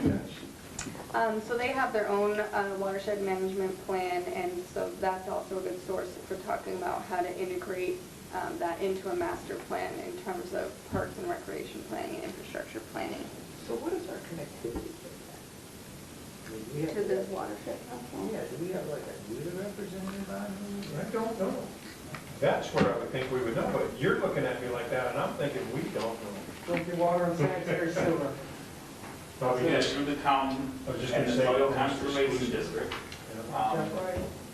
And Jeff Wright, but the soil conservation district periodically sends out newsletters primarily to the farming community. And they'll have a booth at the county fair, for instance, and they do some other educational activities from time to time around the county, and promote clean water and show how water is filtered into the groundwater and so on, how runoff affects, our rivers and streams. Didn't that just go through the meeting? That's probably KWS. No, I don't, I think he had something about surface water. He talked about something that was interesting about it. So maybe Scott's got a representative. We should just note that Greg's going to find out and move on. Yep. One day. Yes. Okay. Thank you. Okay, and again, I talked about how watersheds cross jurisdictional paths, so it would be great if we could get on that board, because that's the geography that they work with. The management plan did specifically recommend that Grambling Township implement natural feature setbacks in zoning, so that is something that we can look at when we get to that part of the master plan when we talk about zoning, but the idea is just generally, I've seen them anywhere from 25 to 100 feet development buffer from a wetland or, a floodplain or something like that, so that you can kind of minimize the amount of damage or erosion into that. So that my question was, what's the implications of that? So 25 to 100% setback is kind of what you're... We do have that in our ordinance, just a matter of is it an appropriate distance, that's all right. Yeah, so we'll want to check those differences. Okay. Well, if we have, Enforcing them. yeah, enforcing, and as everyone here knows, you get a lot of pushback when Sure. developers come in and they say, and then they're trying to make the argument that parts of the state law preempt local control over setback buffers for wetlands. So if we already have it, and we already have something that looks pretty good, then I would prefer that we sort of recognize that we already do that, as opposed to saying the Swartz Creek watershed recommends. Because it seems to imply that we don't do it. Yeah, exactly. So yeah, I'd like to not necessarily, if we're already doing what they're wanting, what they're asking, then I think that should be more of a positive. I mean, if we're not, then let's talk about it. Okay. Certainly. So who will supply you that? I can read the zoning ordinance, but I mean, it can be written in the zoning ordinance, but not necessarily. It depends when the zoning ordinance was written. If you just updated it last year, you could still have all of these grandfathered in properties that are sitting right on a wetland. So, We have a 10-foot setback. I was gonna say, it's pretty small, I think, compared to what Yeah. they're recommending. yeah, 10 is pretty short. Yeah, I realize that. Yeah. Okay.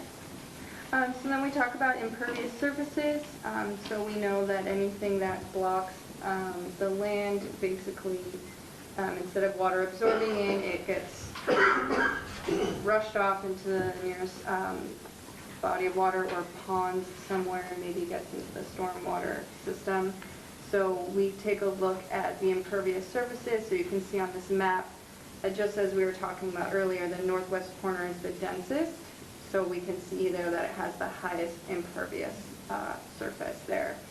And that would be true as well in major commercial developments where there's big parking lots, big flat rooftops.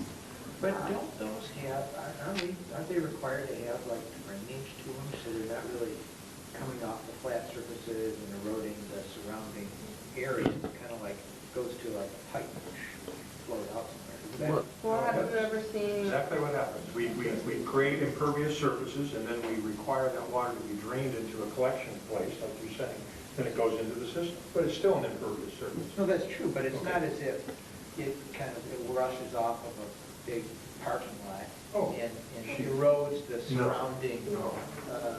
But it does flood. It does tend to overflow sewage systems now. during heavy downpours? So we have, their size, so we have a sizing problem. Most sites have a retention pond or whatever, and then you have to get with the More- commission to get it off the site, More- into a county drain or something like that. More newly developed properties Yeah, do. newly developed properties. 50 years ago, 40 years ago, 30 years ago, 50 wasn't. years ago, sheet flowing from one neighbor to the other. Yeah. Yeah, for sure. Yeah, you're exactly In the right. modern area, that looks like that. Sanitary sewers don't take, aren't supposed to take stormwaters, and there are some places that do. Mhm. But actually, they've been addressed, being addressed, both in the city and the township have done it. Heavy iron program. Everybody around us does it, they realize the problem, and it's primarily economic, because every gallon that's processed at the county costs the township. So if you reduce that gallon, Yeah. you reduce your costs. Real easy math, and the process is simple and not that expensive. Well, plus you just overextended the system by putting all that extra water. Yeah, A lot of problems. a rain event, you bury it. It's just what happens.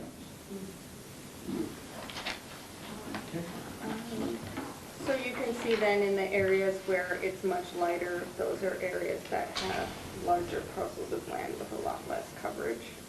A lot less impervious coverage. What's the grade?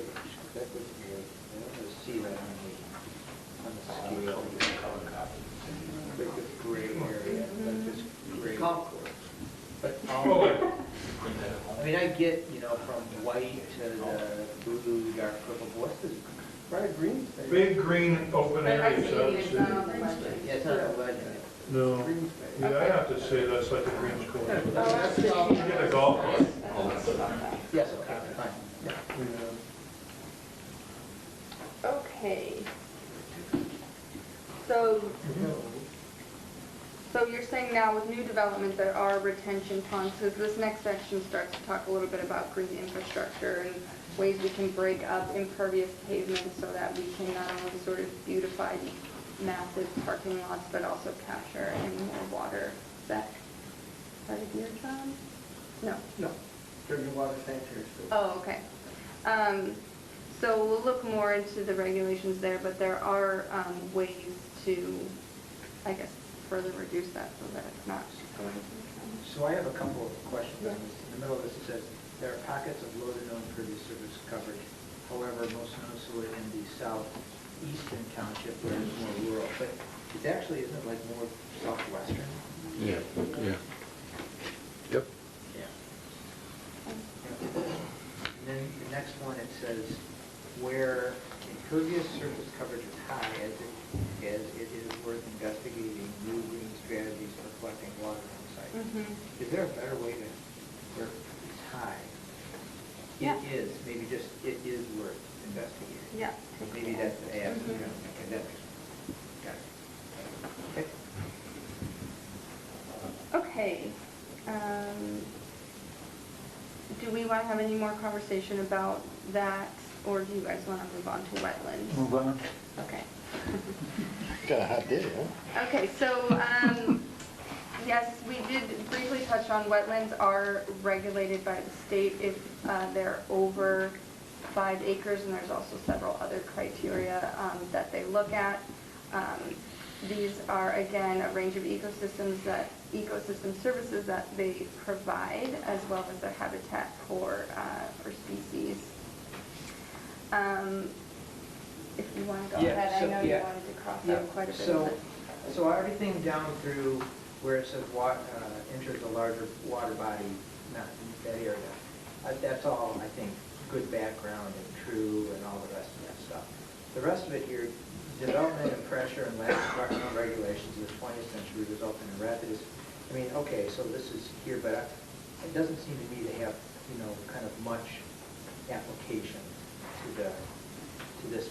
I mean, it's just kind of an opinion. I'm not sure it has much application to the. What's not an opinion? I guess, but, But it's also editorializing. Yeah, right, of course, it's exactly right. And we should avoid editorializing. Yeah. So I would prefer that we take out, all the way down to where it says, per year, yeah. And then start again, then Michigan, that seems, kind of guys are all in Everybody agree? agreement? I think that's, yeah.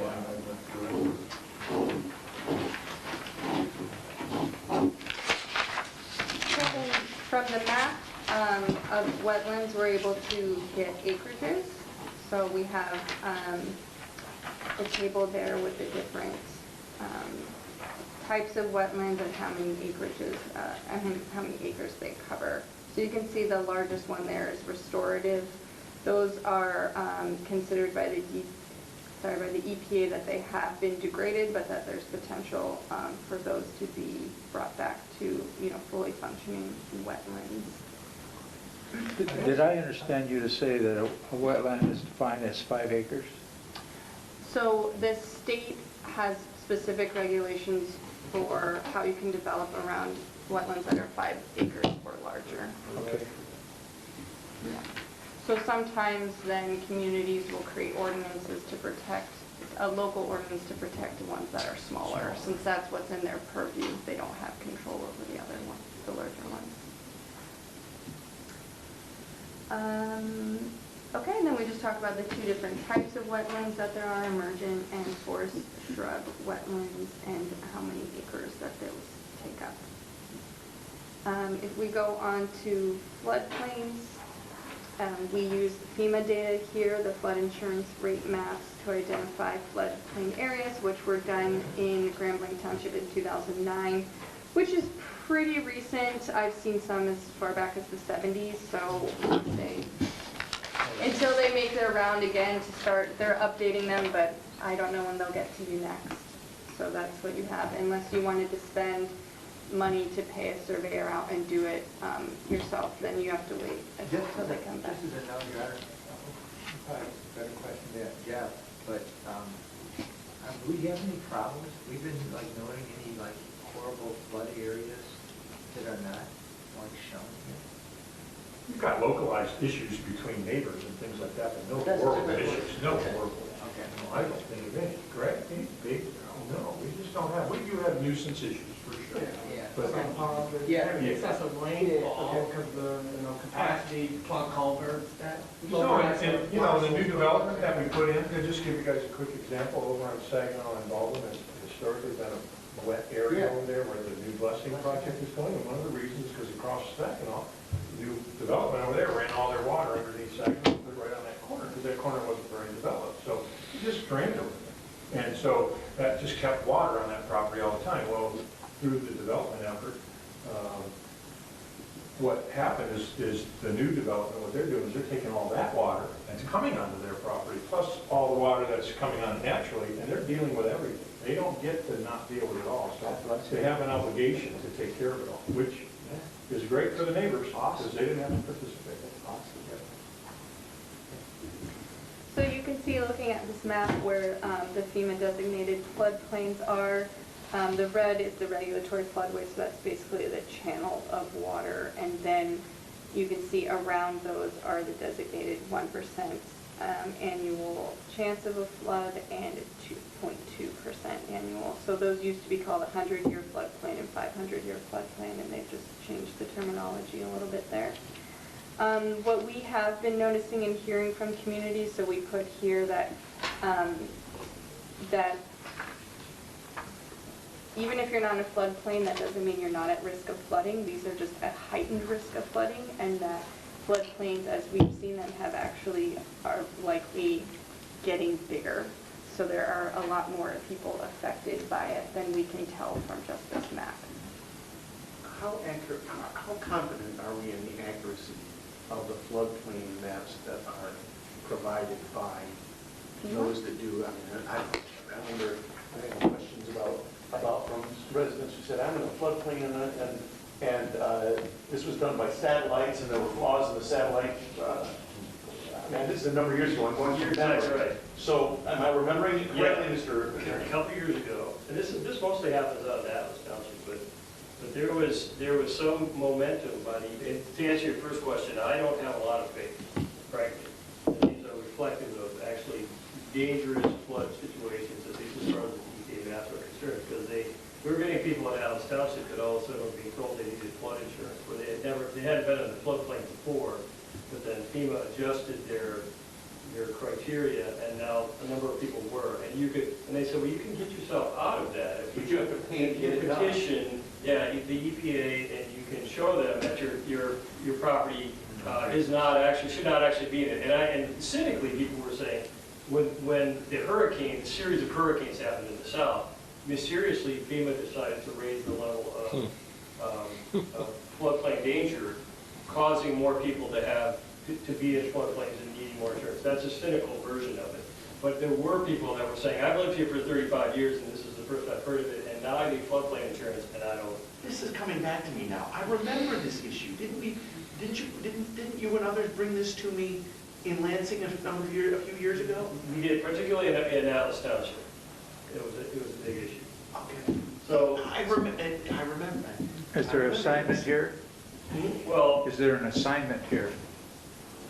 Yes, would you like us to This is remove gas that? mashers, or- let's go. I like it. We'd like to get through this, Yes, we would. but well, Well, I mean, since we're counting on data from other sources to put together our entire plan here, if there are questions with regard to the quality of We're the... not going to change the use of this data. I can assure you, nobody's going to be able to do that because this is a federal, I mean, I can appreciate people arguing it or whatever, but we don't have an option. Right, I understand. We can talk about the potential for it to not be I mean, you as can't accurate pay as we would like. I mean, there are services if you want to pay to have someone come out and do What I it. remember is I bristled at the idea that the feds were acknowledging that they screwed up in the way that they had done their maps, but the burden wasn't on them, it was on the individual property owner to pay to get it corrected. And that, I thought that was, well, suffice to say, I took it up with my friends in Congress. well, I like the way it ends though. It says the fact Grand Lake Township already requires stricter floodplain development standards which the township is good condition. So with all of our problems, we conclude that we're in pretty safe. Okay. Okay, so we can actually move on then to page 6.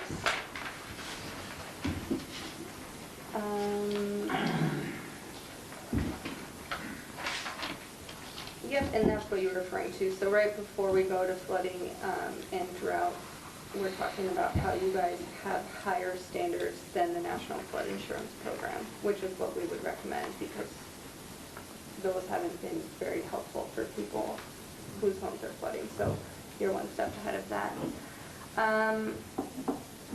Okay, when we talk about flood and drought, we're talking about climate predictions that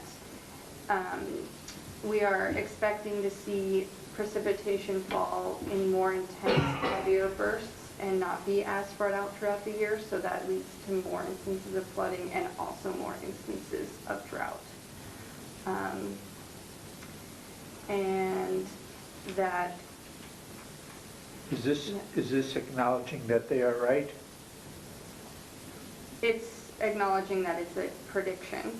Yeah, because I know there's many that challenge what the environmentalists are saying about the climate.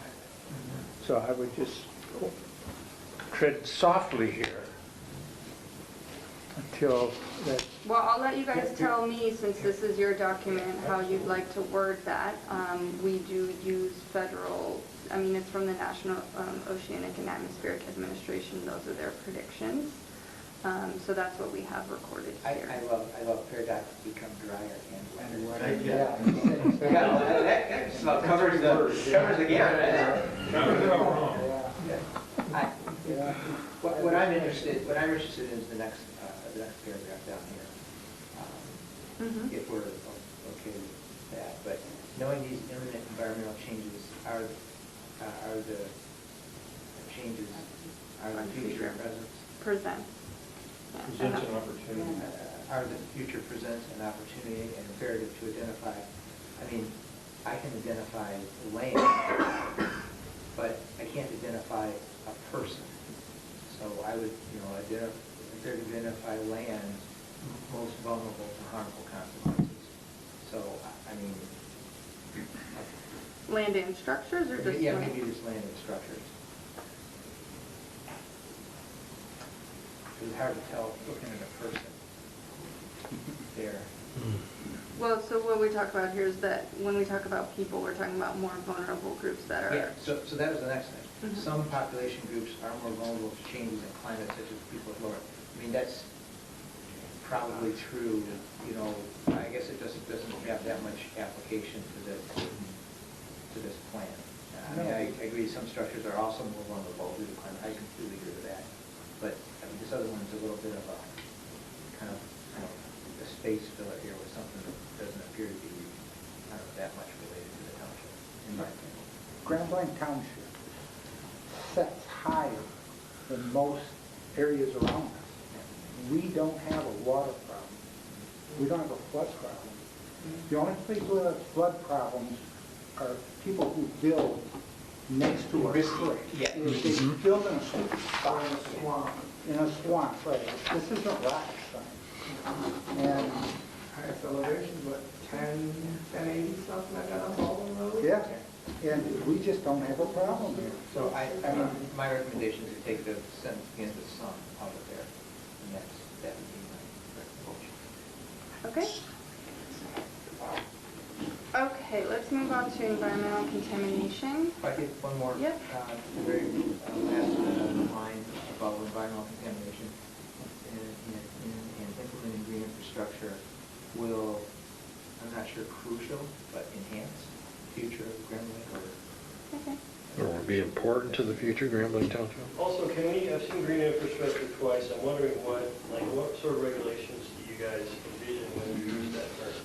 Yeah, so generally, we use it as a way to break up large pervious surfaces. So for example, in a parking lot, we would ask that there be bioswales or that there be trees that are spaced out within, a certain amount of every 10 parking spaces, there's a tree. We would look at landscaping requirements. Those are zoning. You agree with me that they're not necessarily planning?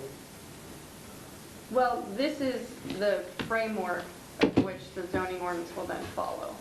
Well, but site regulations, I guess if we're going to be pinning ourselves to site regulations that are of a certain characteristic, we should probably get a look at those, right? Because if we're beginning to identify a series of site plan requirements that we may or may not implement, we should probably know what they're going to be when we start to say it's going to be crucial to implement them, right? But I'd like to know what the end game is with that. I don't want to make it more complicated. Yeah. I don't want to see us bind ourselves to things that we may or may not be interested in identifying as zoning regulations and then enforcing. Yeah, so at the end of this plan, when we get to the action plan, that's where we would be listing. Most of our actions are going to be in reference to updating the zoning ordinance. So if you're right, if we are talking about this here, and if you don't want to tie yourself to this through the actions, then we would, I suppose, be removing it. Well, let's put a pin in it. Yeah. Right, and so we'll have to circle back on it. Yep. Yeah. Okay. I mean, I think that there's something to be said here for that. I like the idea of just using How we it for phrase it or something, how we. Because if we see the woodlands ordinance again, you're going to have a tough decision to make. And I think that's coming up later. It might not be so tough. Well, As secretary, just do a sense check. It's 9 o'clock. Do we want to continue to 9:30 to try to finish this document? We have about a page. Oh, yeah, I think we should. We can. Okay, well, I just want Thanks, to Vince. get everybody in agreement. Thank you.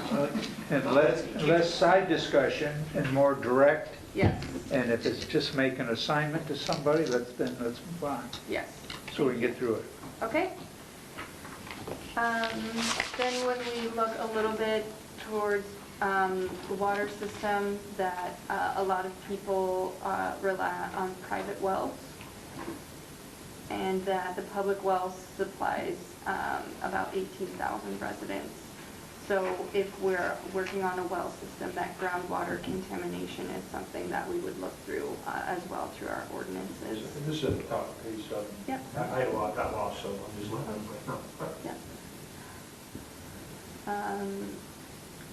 Okay, and I'll be honest with the next section where we talk about environmental contamination. I've sat through this with other communities before who don't necessarily want this in a public document, but well, this is already public data. We pulled this from the state. But Take it we out. want to use it internally. Yeah, but we don't need it in the document. I agree. Okay. Well, then that makes it pretty, pretty easy. Well, a lot shorter. Yeah.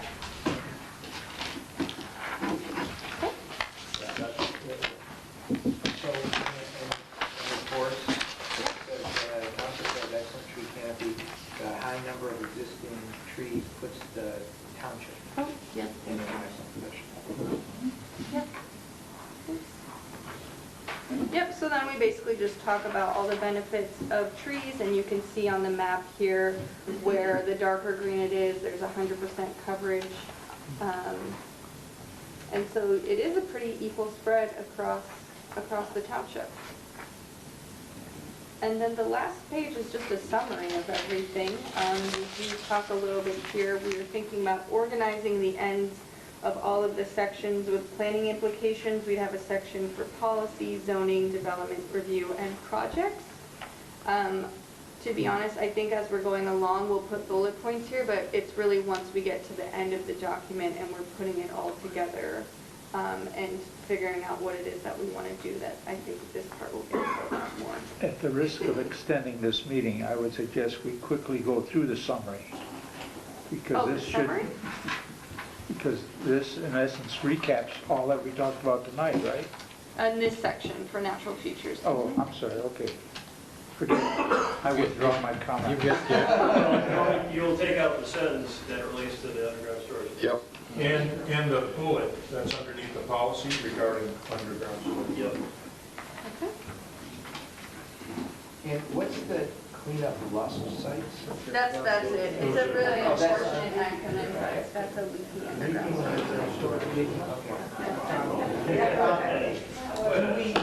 Do we have, Inspiration. do we need to talk about, when it's up to planning implications, is the DDA fit in here in any way? Well, the DDA jurisdiction is only within its boundaries, and I do think that since we're already doing a joint meeting, I don't see why we shouldn't, consider having them, especially when we're talking about those, but, You don't think it belongs in there somewhere? I just want. Not under the Not- environmental no. section, Okay. that's for sure. I mean, there may be some sections, That's and fine. we'll look at that, and I think the timing is good. Those guys are glad. Your last site is what? Timing is good. Leaky underground storage tank. Thank you. yeah, that's what we'll be removing.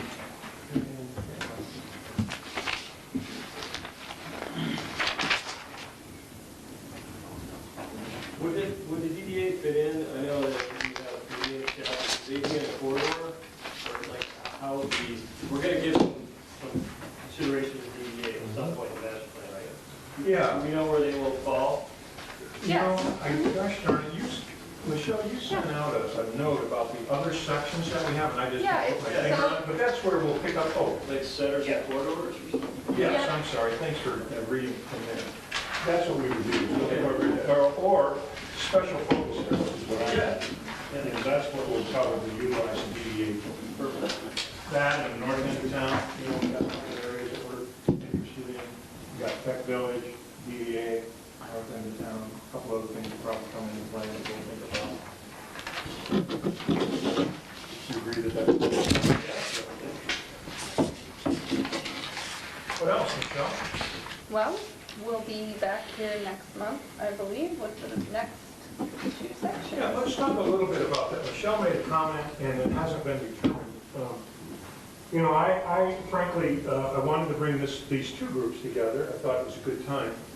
And, I wasn't sure, frankly, that we were getting all we wanted to get or we could get from the steering committee on its own. I just kind of felt like we weren't necessarily getting a lot of good dialogue. And I don't know if everybody wants to agree or not, and if not, that's fine. But my thoughts was the possibility, and this is just a question, we don't need to do it. I thought there's a possibility we could combine the groups. The other thought I had is, no, let's keep it the way it is. Do the steering committee the way that we have, but come back here every 2 or 3 months to have another meeting with the planning commission without question. I think we absolutely have to keep close ties. And so coming back every 2 or 3 months, I think, is going to be essential. Because I just don't want to lose, the input that the planning commission has. And I don't really want to see the steering committee in this document get too far ahead of everybody. So, mind, I think that's a decent idea. That's, Is it possible for, and this is a weird, maybe a weird idea, but if the steering committee takes a look at the proposed text and has a meeting and we discuss it, is there a way to follow it like in a red line format where it would come from your department, Yeah. and then you could have a set of notes that the steering committee had, either inclusions, questions, or strikeouts, and then present them to the planning commission with that information so they can, if we decide, if our thought is to make some changes to the text, the planning commission may or may not agree with that, but they can at least see what our ideas were and what our proposed changes were. how easy is that to do when you get comments and to redline a document? Because we're not going to do that internally. We wouldn't be able to. Just curiosity, if we have a bunch of, if Mike makes some Yeah. comments and I make some other that overlap each other, how do we deal with that? Well, So that's generally what we ask for, because we work with large groups, planning commissions, is that, that one document is sent to us with all of the edits, as opposed to 9 people sending us This edits. will just be the steering committee's edits. Yep. But it So still could be. compiled onto one We'll document. meet in, Okay. we'll sort of break ours down, right? Okay, yeah. And we'll speak as one voice. Yeah, okay, perfect. Yeah, so if we receive edits, then we can go ahead and redline them and then send them to the planning commission. Am I understanding that correctly? Yeah, so for example, I mean, the underground storage things probably would have come to you with strikeout. Would have come to you guys with a strikeout. You could look at it and say, okay, this is what the steering committee thought, we agreed, we not agreed, so we'll move on. I mean, it just might make it. yeah, let's see. Why don't we got 2 pretty small chapters. Let's take a shot at it and see how it turns out. Let's take a look at these. What do you think? I mean, I realize why don't we have it. With the next 2, or you want me to do that with these? What do you think? No, I think maybe we'll try with the next 2. Okay. Next 2? Yeah. Next. Okay. Yeah, and those are coming out, I'm sorry, when? So generally, A couple of weeks in advance, so pretty soon, Okay. within the next couple of weeks, you'll probably get them down. Just in time for Thanksgiving. If I can't have a compiled plan that we work through from the beginning to the point that we're at right now. so right now they're all in separate Word documents. We usually put them all together at the end, but if you want, we can put them all What are we together. going to do that for? Let's slow down. What's the product going to do for something? What do you want that for? Just so that I can pull everything together, because right now I have a lot of documents that are original, and there's been a lot of edits and changes made, and it'd just be nice to see where we're at up to this point. You mean with the... From where we were to where we are? Exactly. With with the draft, with the ones that have already been edited? Exactly, yes. Okay. Okay. Does everybody see value in having a copy of that? Is everybody going to want one? Digital? Make sure we put dates on them, so we know the next revision, when it is. Yeah. Thank you. Well, you probably have a skeleton, right? You insert these chapters, and you have, whatever chapter, 9, 10, 11, 12 are blank. Well, but a lot of people pull pieces out, Yeah, it's back like forth. and so you never know. All right. I think Good that's discussion. this then, huh? Good discussion. Yours. Good discussion. Can I make the discussion with you? In case you're interested, I don't have anything from the township board. Oh, you don't? Yeah, that's right. You primed him a little, or kind of helped him? Any committee reports? You're first on the agenda. You don't have anything, okay. I have a couple of things I'd like to mention. We have been able to, we'll be putting together the year-end report. You'll see that we've done a pretty good number of administrative approvals again this past year with projects that we've just been fortunate enough to have. Nothing too huge at all. Tonight we had I'll leave that one alone. And the other thing I wanted to mention is that we're taking on some additional duties, if you will, with code enforcement. Probably going to put together a presentation before long for the board, because our idea with code enforcement is, we've got some areas in town, believe it or not, that are in kind of rough shape. There's a couple of places out there that really are going to need some enforcing. And, we're looking at a couple of areas now. We've done a couple of what we call target neighborhoods, where we've gone in and spent a couple of months in the neighborhood. We've done that twice now throughout different summers. and we've made a difference in those two neighborhoods. We reported on that. We can revisit those if you like. But the one thing that we see is we've got a couple of pretty major places around town that just need some help, and we're going to have to start looking at it. We don't know what the end result will be. We're working with David Laddie on that, with our code enforcement staff, our building folks. We realize it's going to have to be pretty comprehensive, but we've got a couple of places in town that are just in rough shape, and they're going to need our attention, and hopefully we can help, improve some of those areas. And we'll start putting lists together and getting it out front, and sharing that with the commission. But just a heads up that that's one of the things we're working on, and probably part of my work program for 2020.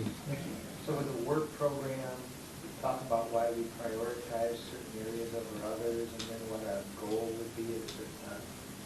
It might, if the program gets developed that way. Right now, it's not developed. It's going to have to be developed through communication and the board saying, yeah, we don't mind if you guys want to spend money on that, because that's going to take time and money. We need authorization to do it.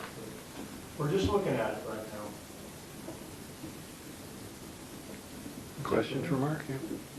Mr. Brown, everything from Zoning Board of Appeals? Yeah, we did. We haven't had much this year at all, but we've had 3 or 4 folks come in wanting to build outbuildings to hold their RVs and that sort of thing, and requesting height variances and so on and so forth.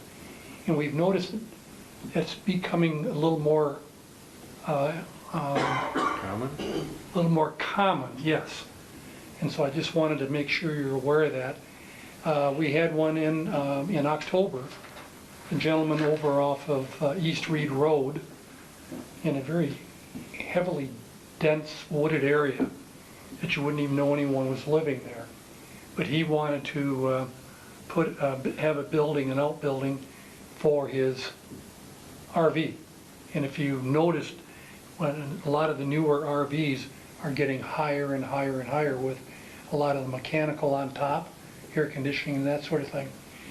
So anyways, we did approve it, and I expect we'll see more of those kinds of things where they're coming looking for a variance. That's all we had though. Well, then we were going to maybe ask you to consider whether or not we should change the height. Yes, good point.